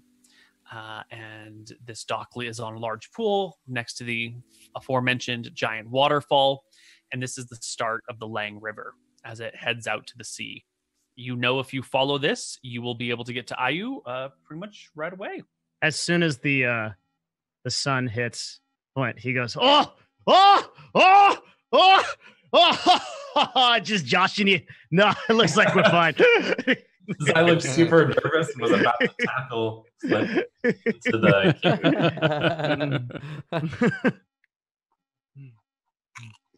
Alrighty. What is the dwarven base movement, or what is your movement speed? 30 feet, I think. Maybe it's 35. Pretty slow. I don't think so. I think it's not 40. I know that. I think it's 25. Usually Oh for my smaller characters for like God. dwarves and stuff. Yeah. Jesus. Which means that everybody's going to be going much slower through the jungles now. Sorry, everybody. This is what we trade. This is what we trade for a tank. Is it 30 for dwarves? I think it's 30. I'm looking right now. I'm sorry. I don't know where my I'm empires looking too. I can't find it. Here it is. are. Dwarves. Give me 2 seconds. I'm just loading it. Speed 25. Oh, However, it is not reduced by walking in heavy armor. Yeah. So, Yep. if We're we dwarf. consult our handy dandy movement rules, we will see that you can go 1 jungle tile per day or 2 bamboo tiles per day, unless you hoof it and you run at 150% speed. 150, that would be what, 25 plus 37 and a 12? half. 37. We dwarves Yeah. are not very good runners. Very dangerous at short distances. Okay. So if you guys want to travel with disadvantage on stealth and perception, then you can go 3 bamboo and 2 jungle. Or if you want to travel at carefully, you can go 2 bamboo or 1 jungle. Question that fucks myself over. And I'm saying this with the caveat that I built this into my character because AC was going to be the big deal, being a big tank. I understood it came with costs. One of those costs is I actually have a disadvantage on all stealth rolls. Would that include stealth rolls that go through? It would, yeah. So if we go stealth, are we rolling as a party with disadvantage because I'm clanking through the woods? We'll just use the weakest link of the party, which would be you. So effectively, yeah, the party's at disadvantage. Okay, Great. just This is keep perfect. Keep I've always encouraged us to travel at double keep speed. in on mind, this, Koibu, that I took that, and the AC that I have that's my cost. Okay, so don't gear up every one of your creatures with breath weapons. The random encounter list has not changed since session 1. Okay, so basically, if the we're moving monkey at double- evolved. Now it shoots fire. If we're moving at fast speed, we should consider ourselves at 35 now. So we Right. can go to that jungle. So Yep, 10, 20, 35. Boom. That is day 1 of jungle travel. And would I please get a d20 from none other than the host himself, the great and mighty Ziz. Yep. RDS. Such a build-up, such a letdown. Whoops. Wait. The D, Wait. please. There you go. First day of travel, no problem. Zai, give us the second day of travel. Easy peasy. all right. Gets us to You Ayu, I think. make it to Ayu. Yay. You can wait for the water to go down with the tides, go across the sandbar that appears, and arrive at the gates of Ayu. They recognize Zai, who sort of spoke on behalf of the party before. They'll recognize Corin and his no-nonsense attitude, and they will see a dwarf. A little surprised to see a dwarf around here. Can I ask a question? Mm-hmm. Would I have ever seen the coast for any reason? You might have looked out of one of the high windows atop a mountain and seen the ocean from 20 or 30 miles away before. But Hasn't seen sand. I don't think you've ever set foot on the coast in your 250 years of life. What is amazed? What the fuck is this? He's stomping around on the sand. And it's stuck to me boots. Am I sinking? Is this it? Oh, help me! Help me! Oh, wait. Good day to you. Stands behind Zai. Quite. You're going to have a grand time exploring this new world. And this isn't it. Across this ocean lies my goal. Across this ocean? Any idea how big it is? Any idea? Koibu? The ocean? It's endless. Any stories of contact or journeys across the island before?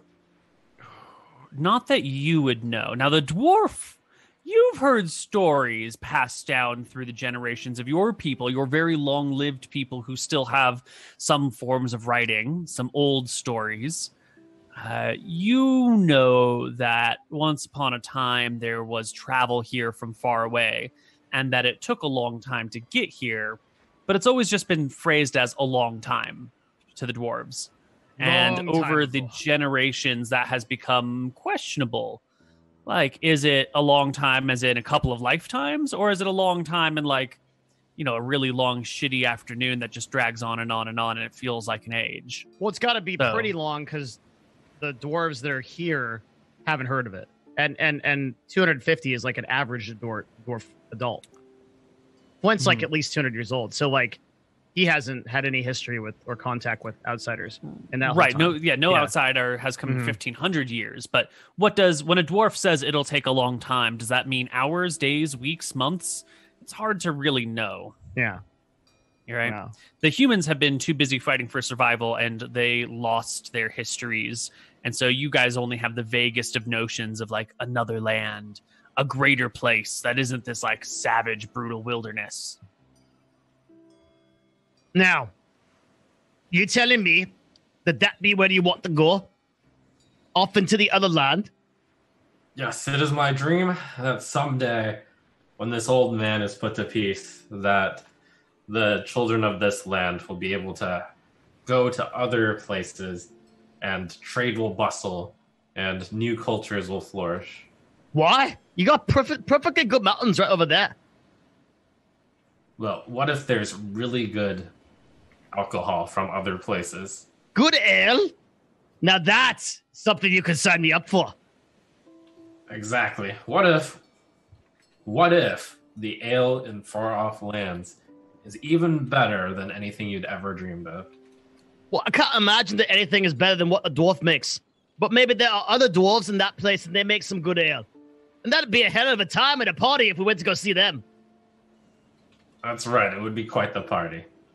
Now, what is this place here that we're at? You have to cross this weird... What you call this? Points to the ground. It's a bridge that will open up as the tides shift. And the water doesn't kill us all? You know, I'm not that too good at that, at water. Dwarves and water... Like a pretty heavy armor. Fortunately, this water is very dangerous. There's a big creature called the Kraken wreaking havoc. Someday we'll have to deal with that. Flint looks nervous. Would that be anything like the giant bug we just killed? Yes, just like that, except water and 10 times bigger. Oh. I will look to the other. Is Corin a half elf? Do I know that? Yeah, I think it would be obvious that I'm a half elf. Yeah. Would it be? Because like you can actually appear human if you want to be. Half elves are supposed to be, I think, like very, very, very like beautiful, whatever the fuck that means. Humans, like they would have like elf-like features, but they wouldn't be like quite elfish. Maybe you're but I just a think they pretty would human say- dude. Like you're a pretty He attractive could, guy. he could be an exceptionally pretty human, but I think the assumption would be more likely that. Well, it it's would up be to you. like It's half your elf, right? like if you think you would present as half elf, I'll take your word for it. Yeah, I mean that's what we've said in the past that it should be like fairly Okay. noticeable, unless you're incredibly naive, right? And you, Appy, why are you here? What, you're taking this? Well, I was assigned to one group back in Yaka. This clown over here lost 2 of his party members, and then I got assigned to this group. I've seen 2 more party members go, and I guess I'm just kind of toughing it out, along for the ride at this point. And why are you thinking you'd be living as long as you do? Could it be your charming personality? I don't think personality has much to do with it out here, but if it is, you should be with us for quite a while, eh, dwarf?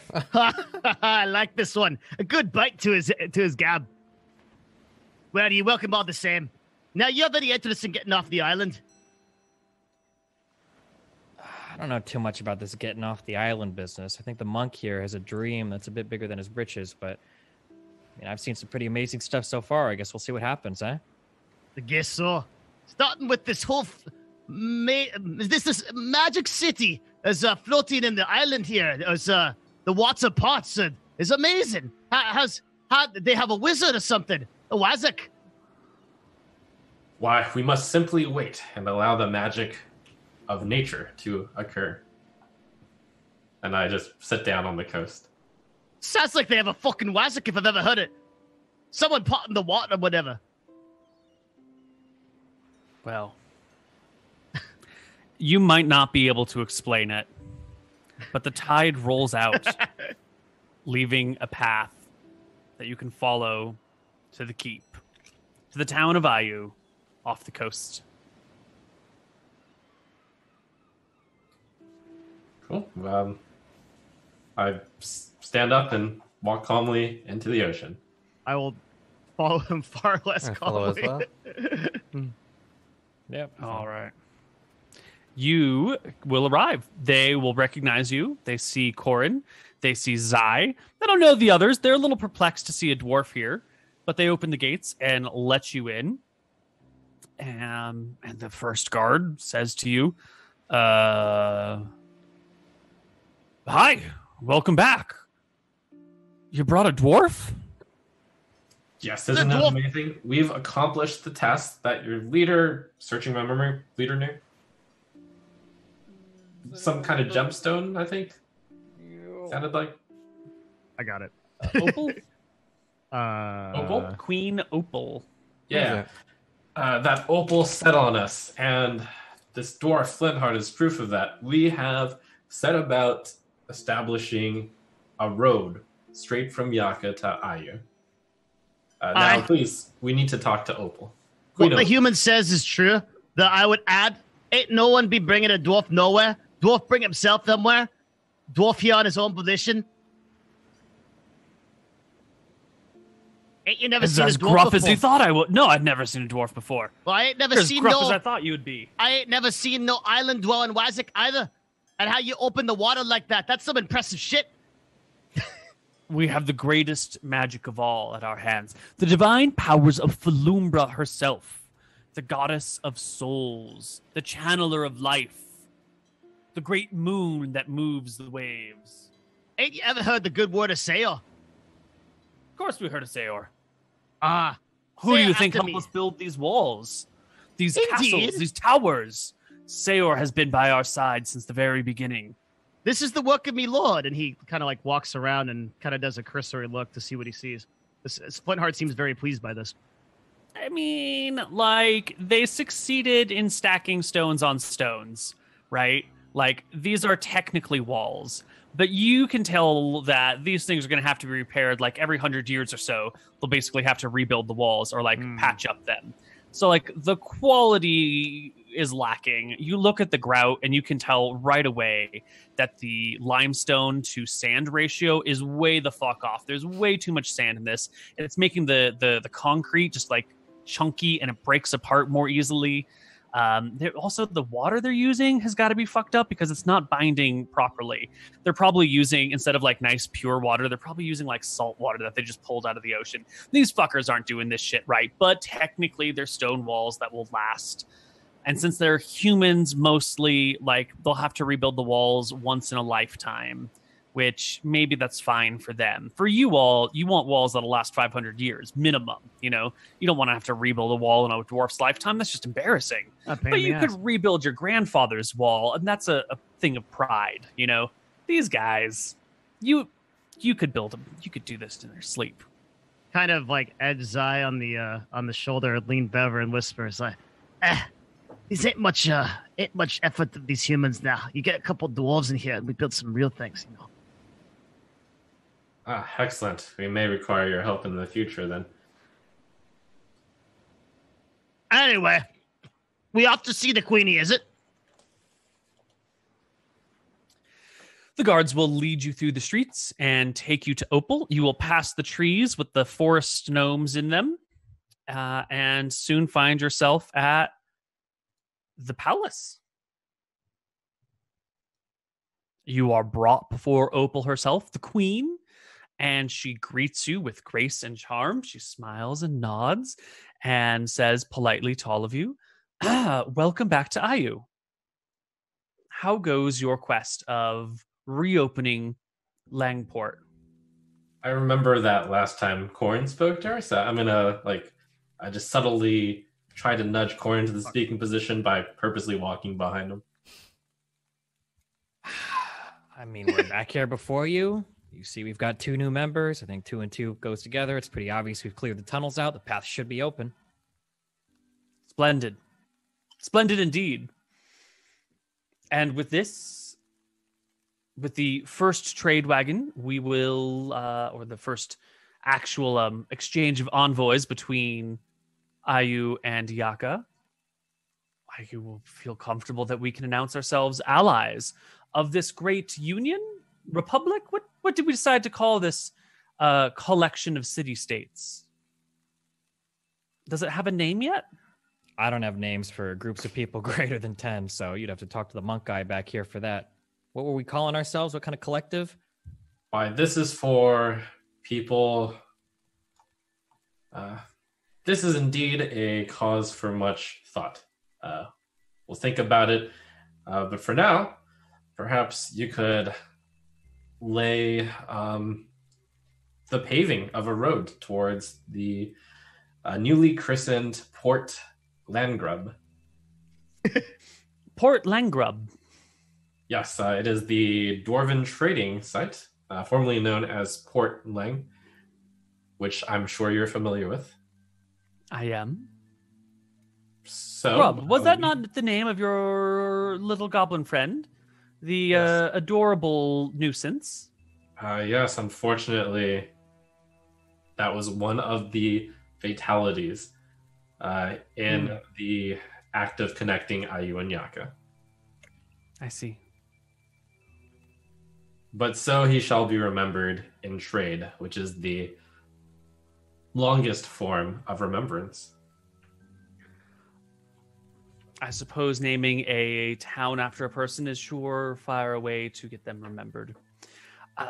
Now, when you say lay down a road, you don't actually mean build a road through the jungle, do you? For trade to thrive. Why, that is exactly what I mean. We in Yaka have started to construct a road into the Dwarven tunnels, and that is what connects the 2 of our cities.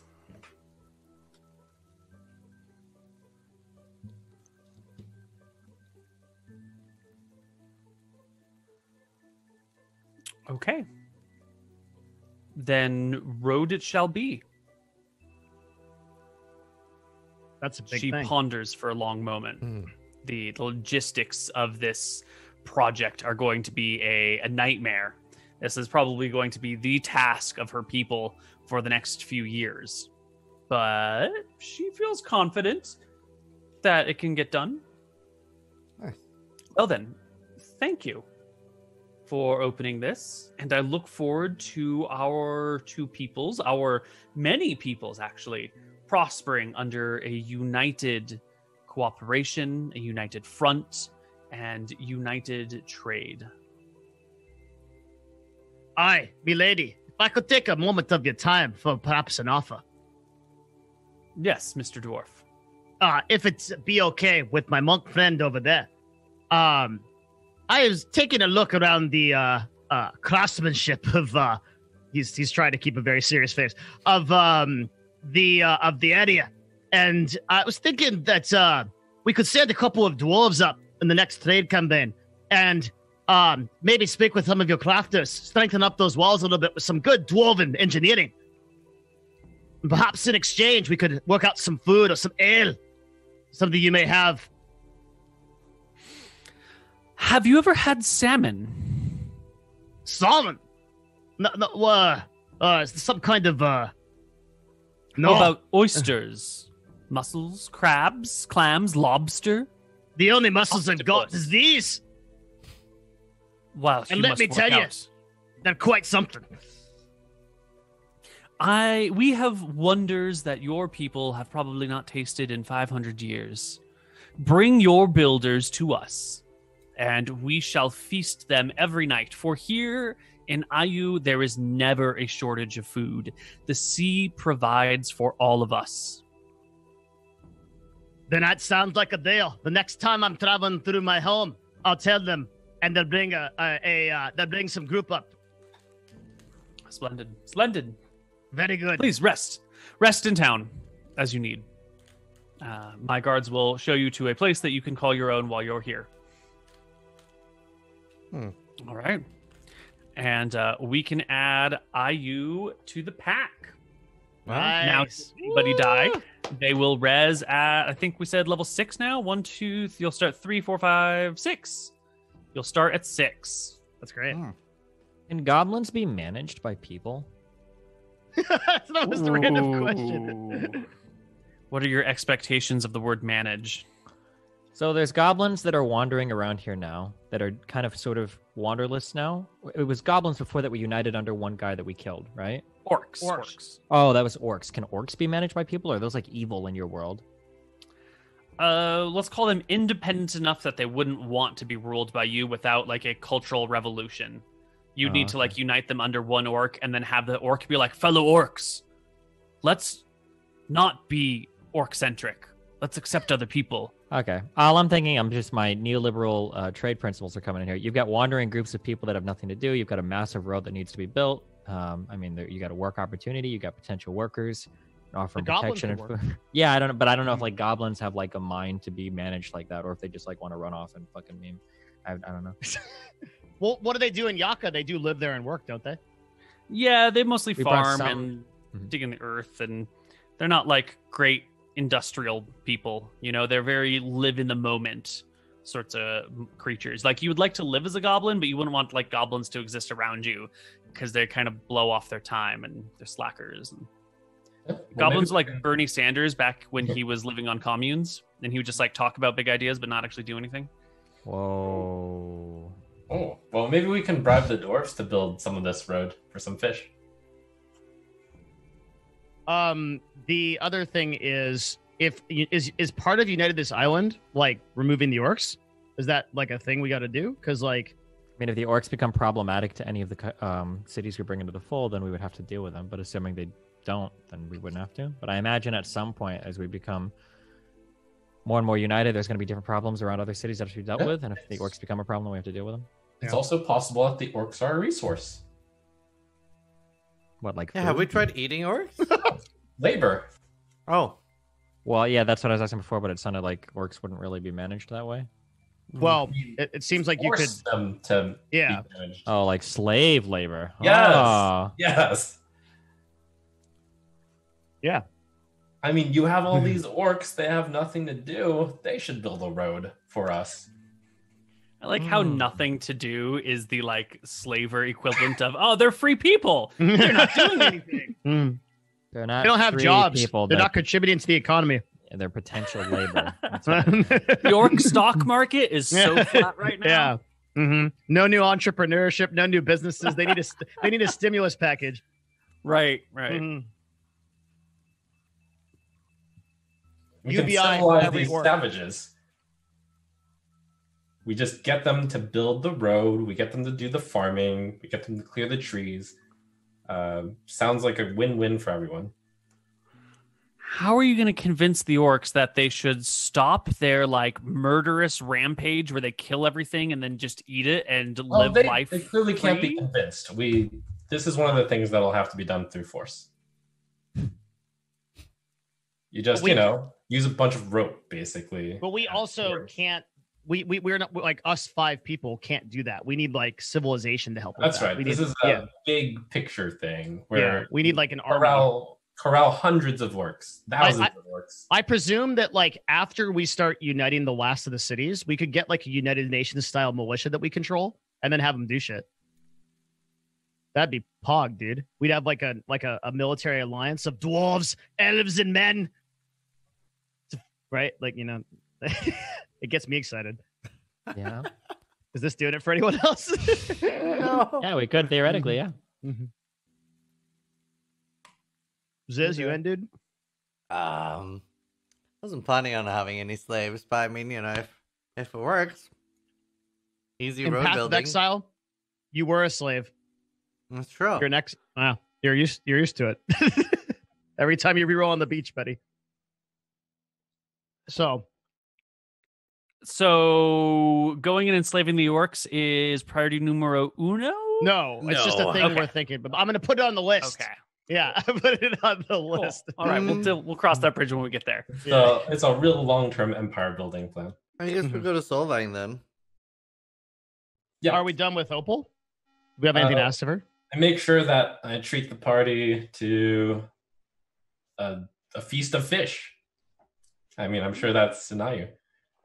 Yes, they will feast you with shark and fish This is and spiny octopus. this is where Koibu makes us each roll to see if we have a shellfish allergy and die.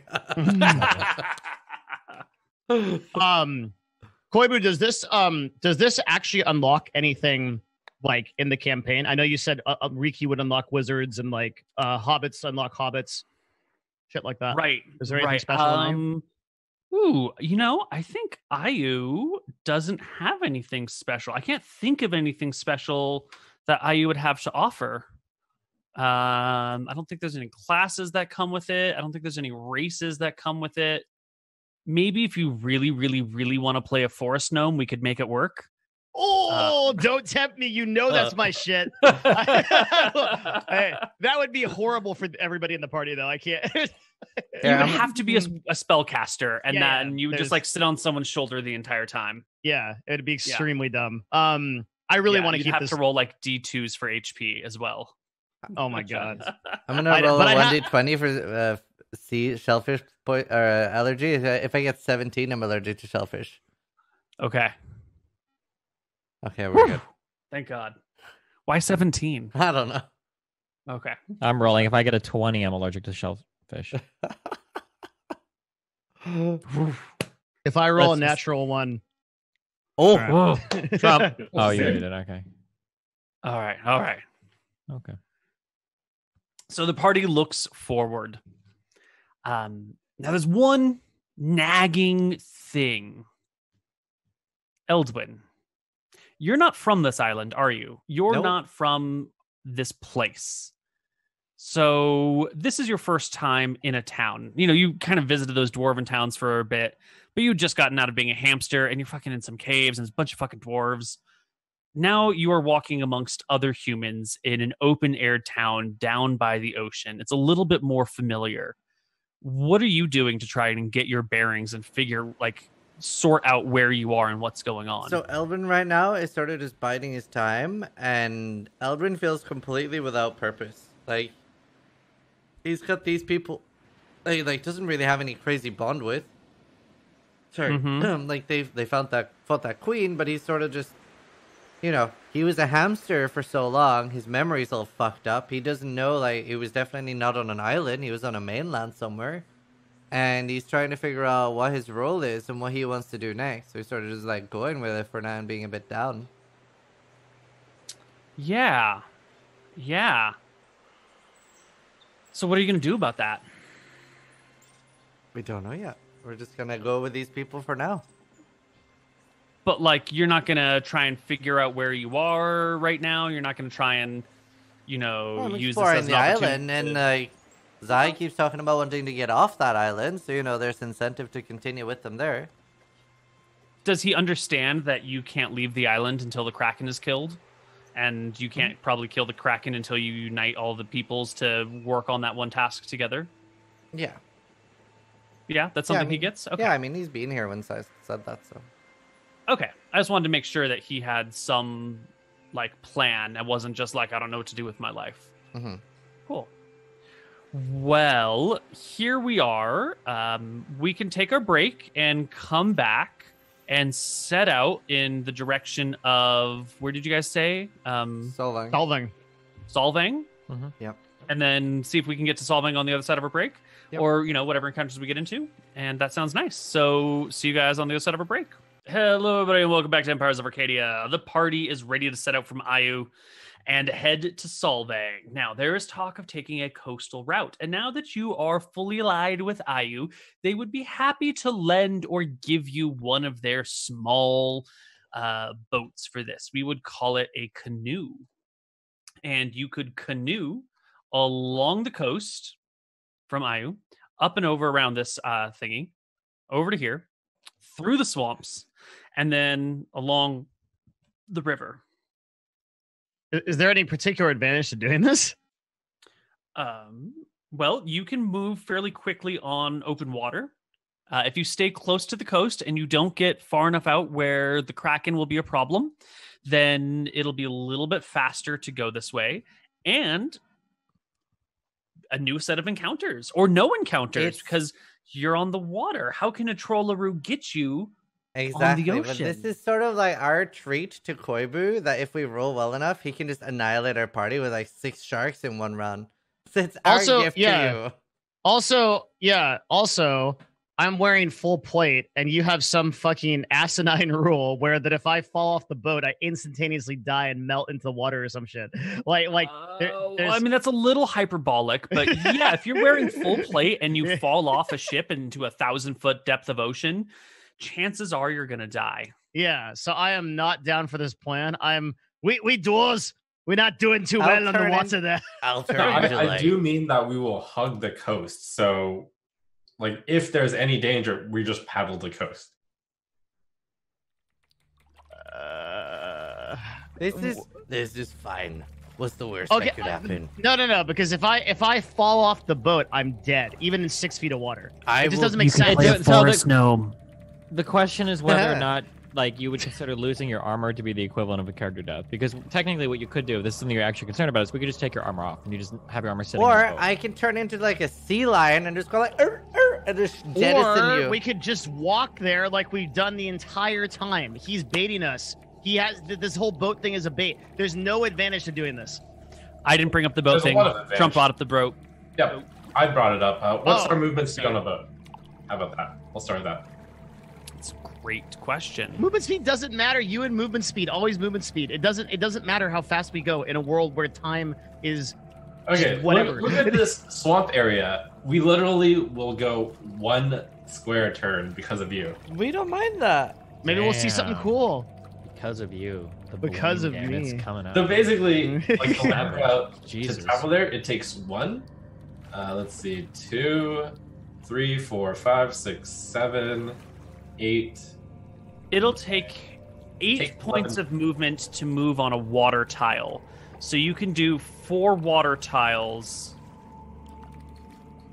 for, 32 points of movement? No. You can do 3 water tiles in a day.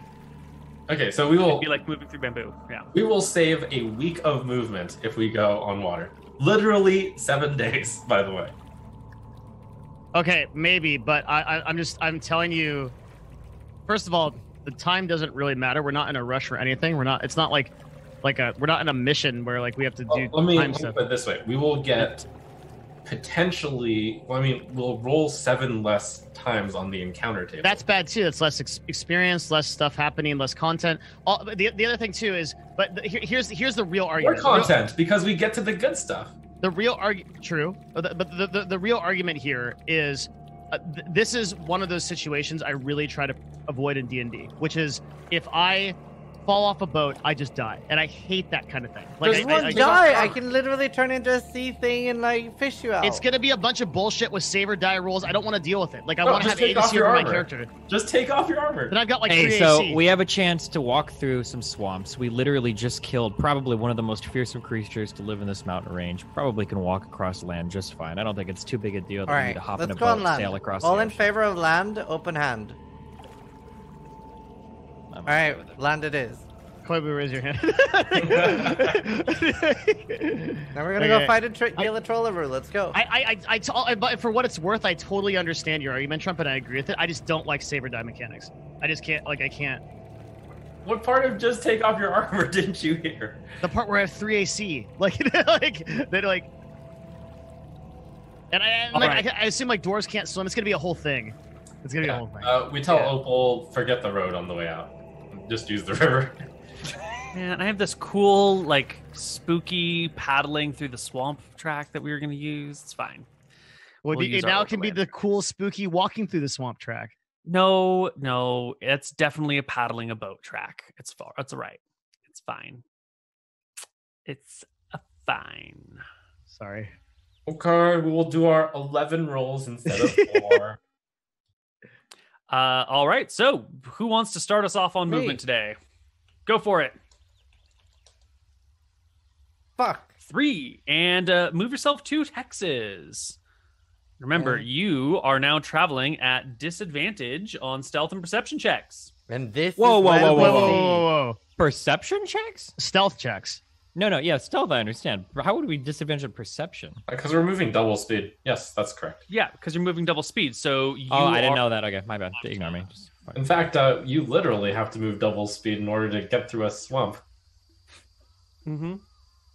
Now, and where that is is my... when we Wait, no, that's not see- true. That's 20. When we get to the swamp area, we'll move at normal speed. All righty.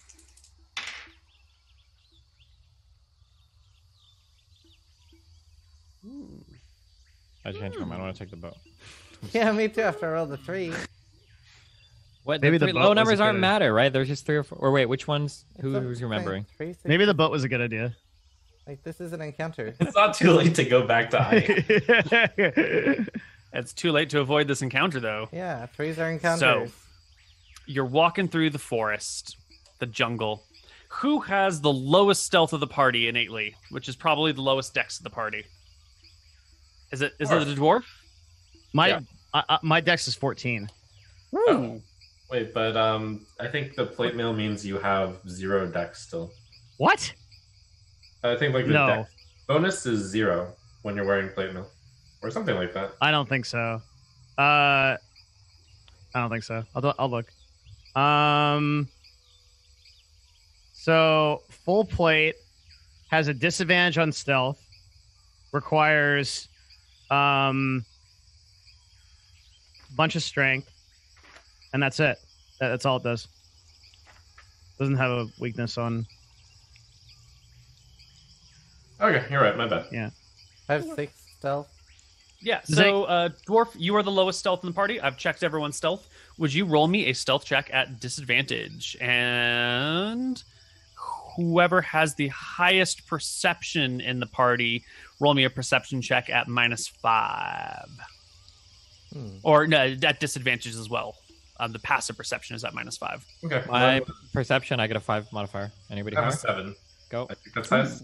Yeah, that's definitely the highest. All right, roll it. 10. Oh, wow. Okay. 5 on stealth and a 10 on perception. Let's see if you guys see what's coming before you. I feel like Devin should be telling a story at this point. The 5 on stealth.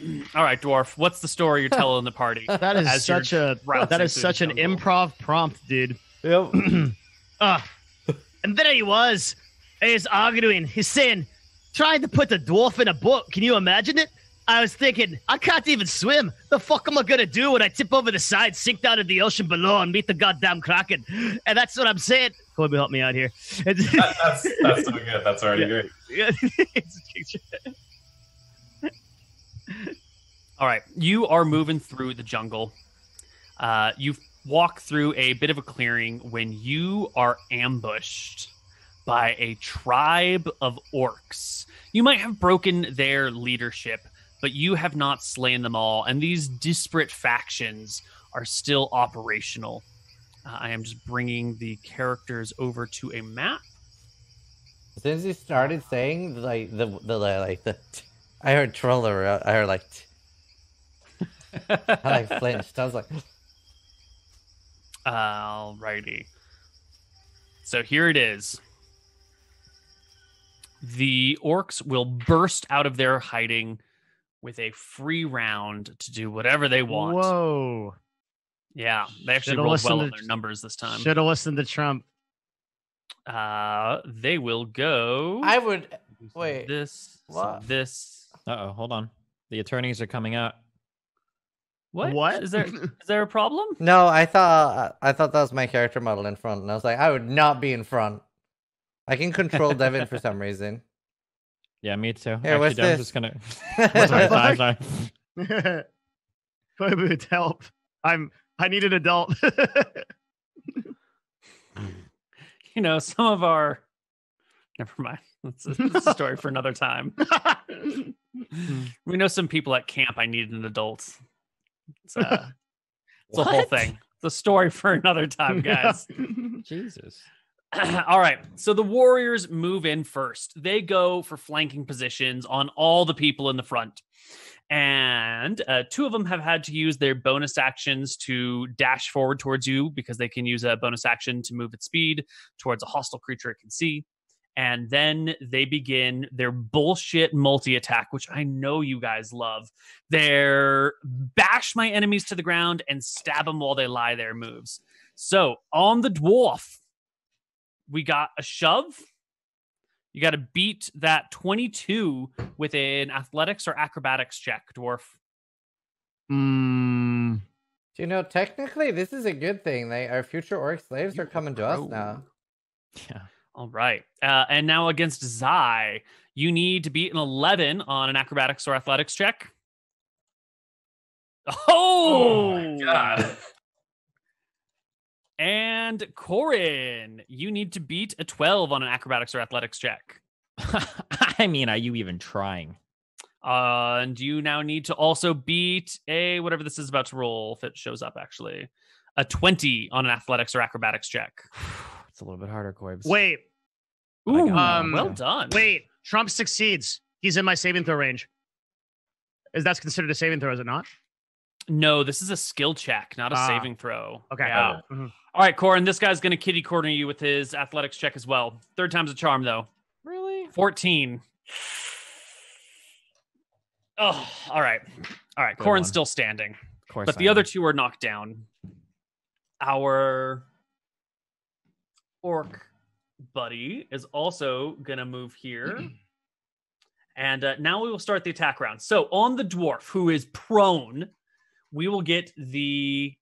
well, first No, we're not battle crying. We're multi-attacking. We will get 2 great axe attacks on the dwarf who's down, starting with this attack against you at advantage. 21. No. There's no music, by the way. You don't hear music? I hear it. I hear it. Is it meter refresh your beat? browser? It's meter. It is I'll meet refresh. to. If you have AC 10, a 10 will hit you. If you have AC 21, a 21 will hit you. It hits. All right. And his second attack is only a 9. And then the regular attacks, also advantage from the flanking guys, are a 22 Yep. and an 11. So you will take from the chieftain 15, and from one of the side orcs 9. Mm-hmm. On Zai, you will get attacked for 21, and is it lagging? 21 and 19. Think those both hit? 18. They both hit. Yep. So you will take 4 and 5. You'll take 9 points of damage. And against Corin, these are regular. Actually, they're advantage because they're flanking you. 7 and 24. The 24 will hit you for 8 points of damage. And last but not least, our Orc Shaman will take their turn throwing down a hold person spell at the Druid. Druid, give me a wisdom saving throw or be paralyzed for the duration of the spell. 22. And you easily pass. Okay. All right. Now let's roll initiative. Anybody in the party can do it. Beat a 16. Easy. You beat a 16. Pretty critical. It was. You could say it was Yeah. critical. Mm-hmm. Yeah. All right, party. Okay, it I am going to conjure animals. Yeah, that's good. Tell me what type of animal you're going to conjure, or what difficulty. What was the amount of animals I got to choose again? 2, 4, 8. Read your spells. 4. Yo. Four CR what's? As high as I can do. I think it's 4. I'm asking you. Okay, I'll look up the spell myself. It's 4 CR 1 half. I think Koibu. 4 CR 1 half. Yes. You are right. Mhm. All right. 4 CR. Try restarting the audio 1/2. track, by the way, Koibu. It's still even after. Works for Still me. quiet for you. I'll stop and start. There. All right. Yeah. Okay. Now I Working can't hear for it. me now, but Now I can't hear it. Fucking rip. fucking rip. There we go. Can you all hear that? Yes. Mhm. Yep. All right. There we go. There we go. So you are conjuring CR 1/2. You are going to conjure apes. Apes from space. Space apes. They're not just regular apes, actually. Gorilla is what we're calling them. And where would you like to conjure your gorillas? In that space below Psy. So Okay. from there to there, basically. That open Okay. space. My gorillas aren't showing up for me. We were having this problem yesterday where I was dragging tokens on the map and they just weren't popping up at all. All right, these apes are showing now. 3, 4. And they have this. And you said in the space between Zai and Flintheart? Mm-hmm. All right, they will appear in a line like that. Can the one monkey? Can they be one line to the right? Like that? Yes. Perfect. Thank you. Sure. That's fine. That is your action. No. I want to That's- shape change. Ooh. What would you shape change into? The snake. Into a snake. I don't have to Giant press anything, snake? right? I got a giant snake. All right. Right, because you are level 6 now, so you can do CR2 creatures. So we'll back you off, and you become a snake. I have to And you will roll 8d12 plus 8 for the hit points. 56. Very nice. Can you control the snake? Let's see. I You can. should be able to control the snake. Lovely, lovely. All right. A next player's turn. Okay. I will draw. Flint will draw his sword, hold it up into the sky, and say, "You fucking orcs will know the fury of the dwarves!" And I will cast Conquering Presence, channel Conquering Presence. Within 30 feet, everybody makes a wisdom saving throw. Everyone I want. All the baddies make a wisdom saving throw. Every one of them. Against my spell DC. Which is something. Yeah, I'm just looking it up. Conquering Presence. Use your channel divinity, exclude your table power. As an action, you force each creature of your choice that you can see within 30 feet of you to make a wisdom saving throw. On a failed save, the creature becomes frightened of you for 1 minute. Frightened creatures can repeat the saving throw and each turn, ending its effect on a success. Excellent. So, let's start with the Orc Ladies. Spell save DC is 15. Top to bottom, left to right, I suppose, except that roll 20 just kicked me out. F. Yeah, serious F.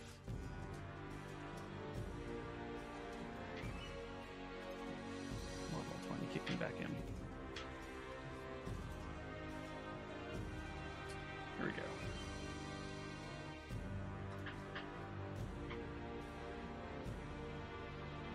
Wisdom saves. Top.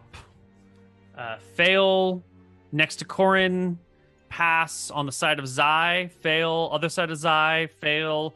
Side of you. Fail. Fail. Other side of you. Fail. And then the chieftain. It's a wisdom save. Well, actually, that should be 2 higher. That should be an 18, but that's a pass anyway. Okay. Everybody is spookied. All right, you are frightened. You are not. There's also You are frightened. that shaman's in range too. You were frightened. Ooh, the shaman's in range. Shaman's in range. You are frightened. You are frightened. And our orc shaman is not frightened. And then, Okay. And do you stand up? yes. Important question. Okay, cool. And then, Flint concentrates to the good Lord Seiya. Ain't lets anything touch this dwarf, and casts a bonus action, Shield of Faith, for +2 AC. Ooh, okay. Are these both? These aren't. No, The first Channel one isn't Divinity is not a concentration. spell. Right. Nor it is concentration. It is a ability. Is Shield of Faith is concentration? It is indeed. Okay. Excellent. 1 bonus action. Creature Nice. of range, up to 10 minutes. All right. And Done. you are shielded. So I will give you the this thing that looks like rings around you. It's normally used for held, but we're going to use it for shield for now. Oh, and you don't have an idea. You are concentrating. There we go. Next player. I will walk 1 space up. I'm assuming that's legal.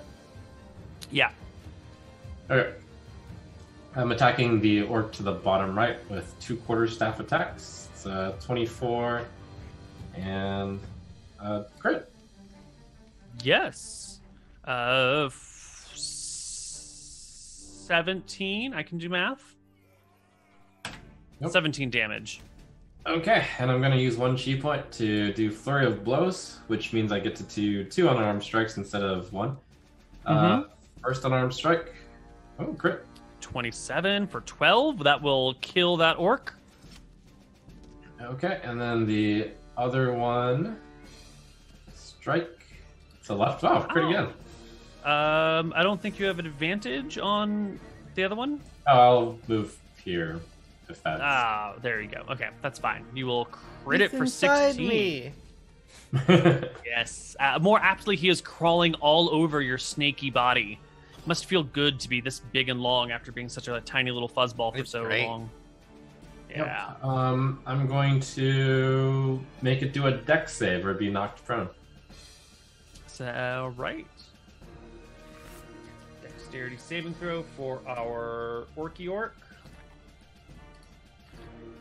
18. Totally enough. passed. And well, I'll take my remaining action to slide over here. All right, she'll make an opportunity attack at you with a spear. Sorry, no, I am mobile. So Oh. if I attacked her, no attack back. So that 22 is a miss. She doesn't even get to attack. All right. Corin, last one to go. I'll move right here. 2 opportunity attacks. Spear, spear. 24, 24. Both hit. You will take 12 points of damage. Okay, shaman person down there. Yes, the shaman's in cover, so you'll have a slight penalty to hit.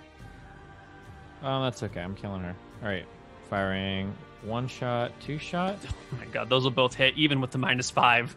-5?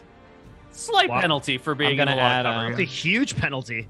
Can you It show me is. the I- damage of the first attack? Just the first attack? Yeah, just the first attack. That's the first attack. Okay. Is she holding like a staff? Do these have like arcane focuses or anything? Yeah, she's a spellcaster. She needs some sort of focus. Yeah, can She I go does have ahead a and staff. I would like to use 2 disarming attacks then. So I'm gonna add 8 damage. I'm rolling. I'll do 2. Okay. So that's 12 and 8. So another 20 there. And disarming strikes are strength saves or drop her weapon. Correct. Fail and fail. She drops her staff with one hand and then the other. Yeah. And then I'll action surge. I'll shoot her again. Fuck her. I don't want her to live. 20 will actually almost hit. She doesn't have shield. All right, 20 does hit. She'll take 8. I'll add another 1d8 to that. 5 damage. And she'll take 5, and she goes down. Jesus, dude, the Okay. assassin. Holy. Bursted. This guy right here next to me. Mm-hmm. I'll shoot him once too. 21 is an easy blow. 1 to hit, yeah. And then I'll do another 1d8. I'll make him drop his weapon because fuck him. Can you So also roll 7 regular plus damage? 6? Yeah, Yeah, 13 thank damage. you. 13, and the strength check comes in and keeps the weapon. Okay. All right. I've moved 10, so I'm gonna move 20 more feet. Like over here. Fuck it. Okay. The orc's turn. Now, they had jumped on the dwarf at the front because he was the one with the most armor, and they've been battering the shit out of him. And so far, it's gone pretty well. They hacked him down to half HP until the party had their turn and started to fuck shit up. Now everyone's sort of afraid of the dwarf. The druid in the back passed his save against hold person and is now a giant snake. There's random gorillas everywhere that seem quite hostile. The monk is breaking people's necks, and the archer is shooting people down. This was not the quick and easy battle that these orcs had anticipated. Their caster is down, and that is a huge thing right off the bat.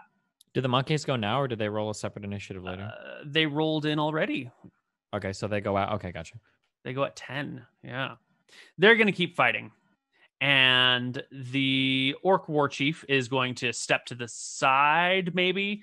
First off, this guy, this one right here, is going to try and shove the dwarf down again. Dwarf beat a 21 on an athletics check. He can't because he can't attack me. He has disadvantage on skill checks. Right? So herein we have an interesting dilemma, right? So the creature can't go any closer to its source of fear, which I consider to be an attack. That I think you're moving forward to attack somebody. If you are terrified of them, I don't think you can attack them. Would be my argument.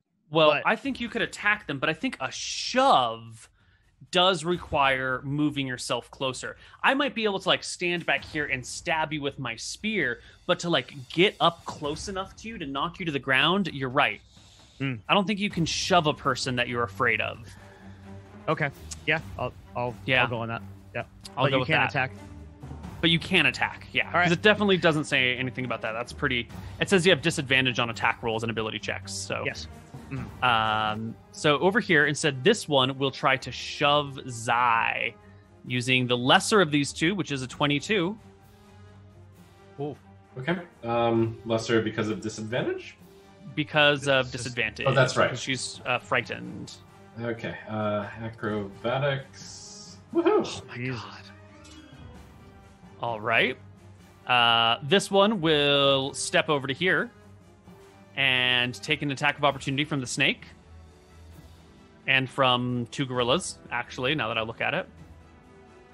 The gorilla will hit and miss. At the time that she moved, 6. wasn't the gorilla flanking?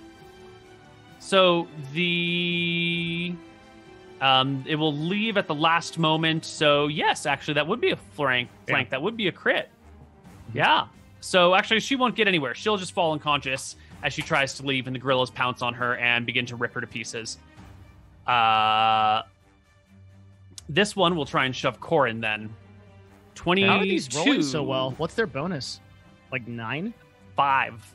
It's Wow. just really lucky dice. Jesus. God damn. Holy shit. And players are I'm even not luckier. getting moved. Yeah, by you're not anything, getting okay? shoved at all. I got a lot of decks here, Koibu, okay? Get these fuckers off me. My orcs are just dying on the spot. They chunked me pretty hard. Yeah. They got a good lucky first surprise round, and now it's falling apart for them. Screw it. This Orky Orc is going to not afraid of the monsters. She's going to ignore the gorillas. They can deal with gorillas later. And she will do one of these. She will circle around to the other side of Corin. These two will be flanking Corin. They will be. She will make a shove attack against you, Corin. Beat an 8. Ugh. Ugh. All right. Just regular attacks at advantage with their spears.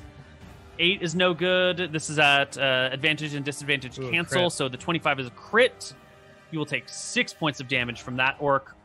This one will just try to stab the dwarf as a crit. I don't get it. 14. I don't understand. The dice, man. This is why I say don't bother balancing your games, because the dice will always overrule any sort of balance you even try to. I just feel impose. it's like, why did I roll? Why did I get AC? Does it matter? Okay, I got to roll a con check, right? For yeah. Shield of Faith. You got to roll a 10 on your con save. I Yeah, I thought you were gonna do that. now as a I just don't know. That's a +4 also, right? So it'd actually be a 16 technically. It's a saving Yes. throw. Yeah. Okay. Yes. Mhm. Yeah. That's cool. Okay, and I take 14 damage. Yep. And this frightened one will also stab at you with, I guess, the advantage and disadvantage cancel from being frightened versus having flanking. So that's just an 8. And our axemen, our 20 HP. Wow. war chief warrior, will multi-attack. He will first try to shove Zai. 15. And then he'll just make Wait. 2 axe attacks at you. A 26 and a Does 12. the gorilla get an attack of opportunity? When the woman left, yes, the 2 gorillas got attacks of opportunity. You're right. One of them crit her for 7. Dude, Koibu's dice are just ridiculous right now. They are Holy on shit. fire today. Meanwhile, the Orc Warlord, 1 crit on Zai for 17, which is actually really low. It rolled a 1 on its first die.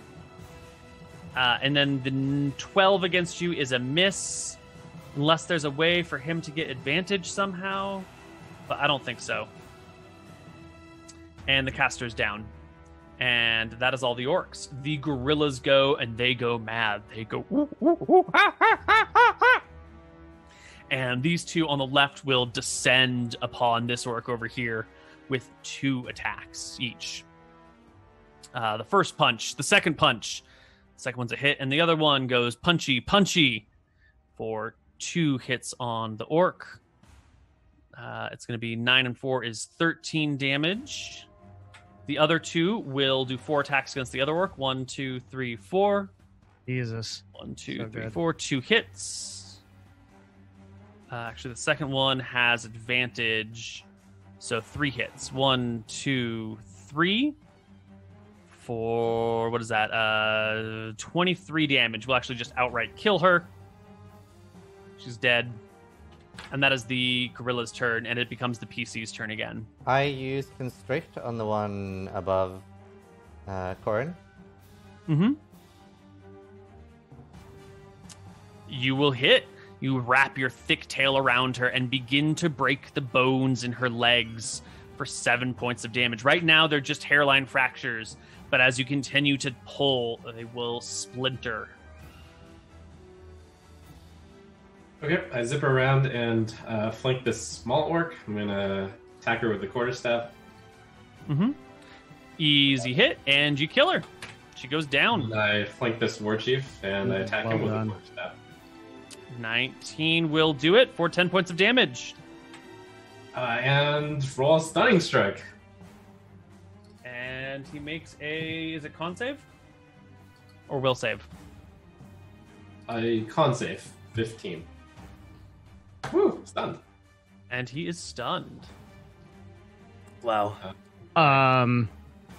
Gee, I guess that's good enough, so I'll just throw in an armed strike in there. For a 9. 22 will hit for 9. I shall turn to the orc warlord. Oi, get! Taste dwarven steel! And strike. You attempted to use a roll command looking for a value of a selected token, but no token is selected. Interesting. That's a new one. Yeah.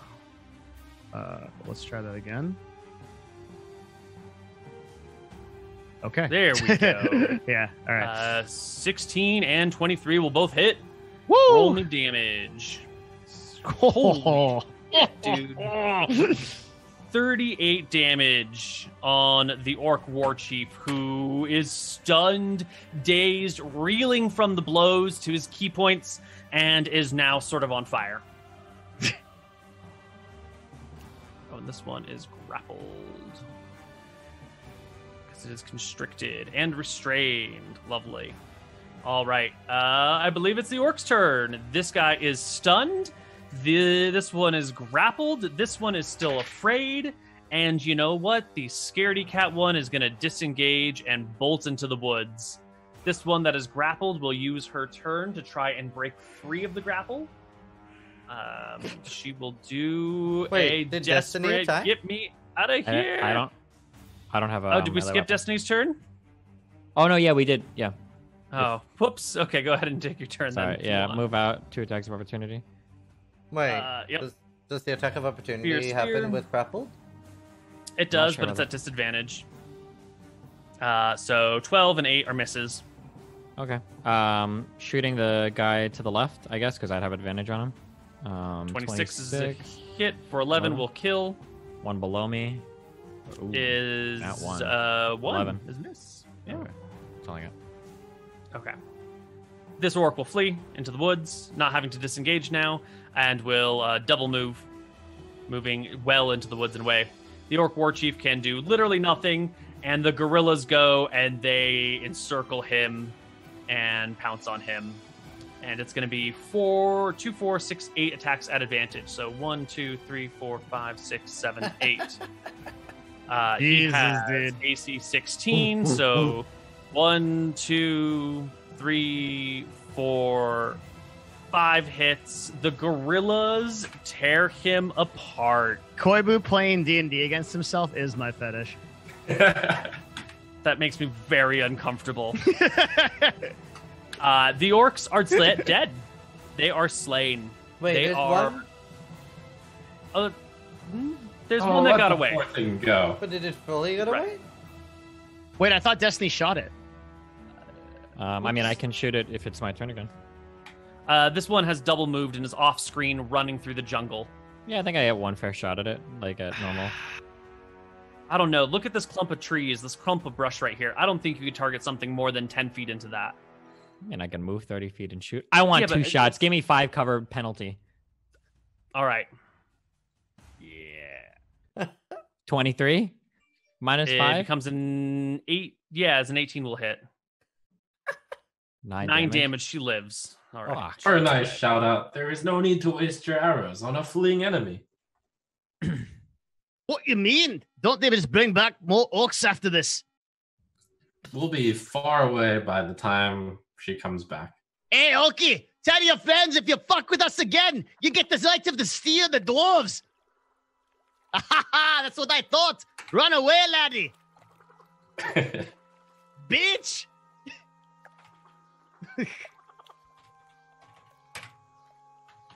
And just because we're here, why don't you all take home 730 experience points for this? Easy. Wait, how much did you say? 730. Oh. 1488. 14880. I ate too much Chipotle. Awesome. God, I'm so bad at remembering numbers. 735? 14,808. Oh yeah, you're. Wait, are you on the same? No, you're like in a different world. You're like a god. Different world. Yeah. 730. All right. Next person for the overland movement rates. Who's up next? Are we taking a break in between this, like an overnight, a short rest? Every move. Oh yeah, you'll get a short rest, so you Yeah. can expend hit dice if needed. And Wild Shape comes back on short rest. Yes, it's one of the reasons why it's so good. Oh wait, we're short resting now. Okay. Yeah. Koibu, do I have 6 hit dice? Yes. Okay. You need a 1d20? Did someone roll yet? It doesn't look like it, or Well, I think we should we're out of time. So why don't we end it Okay. here for the day, and we'll D20 on our return. Yeah. Yeah, sounds good. For some reason, it's not auto tracking your hit dice. Dwarf. Yeah, I see that. I'm Yeah. fixing. I'm sure it. you'll sort it out. Sorry. Yeah. Also, I had like death state. It's a bunch of weird shit. Yeah, I'll just Yeah. I'll fix it. Yeah, it's no problem. So everyone, make sure that you've expended the hit dice. They're tracked on your character sheets. You've gotten your experience. When we come back next week, we will see the journey to Solvang, and then hopefully a swing by Yaka. Might be nice just to swing by. Don't have to. You guys are sort of on your own at this point. Should be gods to them at this point, right? Yeah. Not like in terms of combat level, but I feel like we've accomplished a lot, right? Yeah. Yeah. You've done more for the city of Yaka in these months than they've done for themselves in years. Well, other than the actual establishment of it. True. And we were the shitter hunters leaving as well, right? Like we went to is it Yuba? What's it called? Yuma. We went to Yuma because we were like the second-rate squad to deal with that, and the real guys were out doing shit. But it looks like they haven't gotten shit done. Well, we've been out here doing all the heavy lifting. So They vanished without They a died. trace. They're Never dead to in be the seen swamp. from again. Yeah. although to be fair, we've lost a full party's worth of people who have vanished without a trace. As well, Yep. so, Yeah. okay. All right. Ziz, you want to take us out? Right. Devin Nash, where can we find more of your channel? Oh, hello there. Thank you, Zizaran.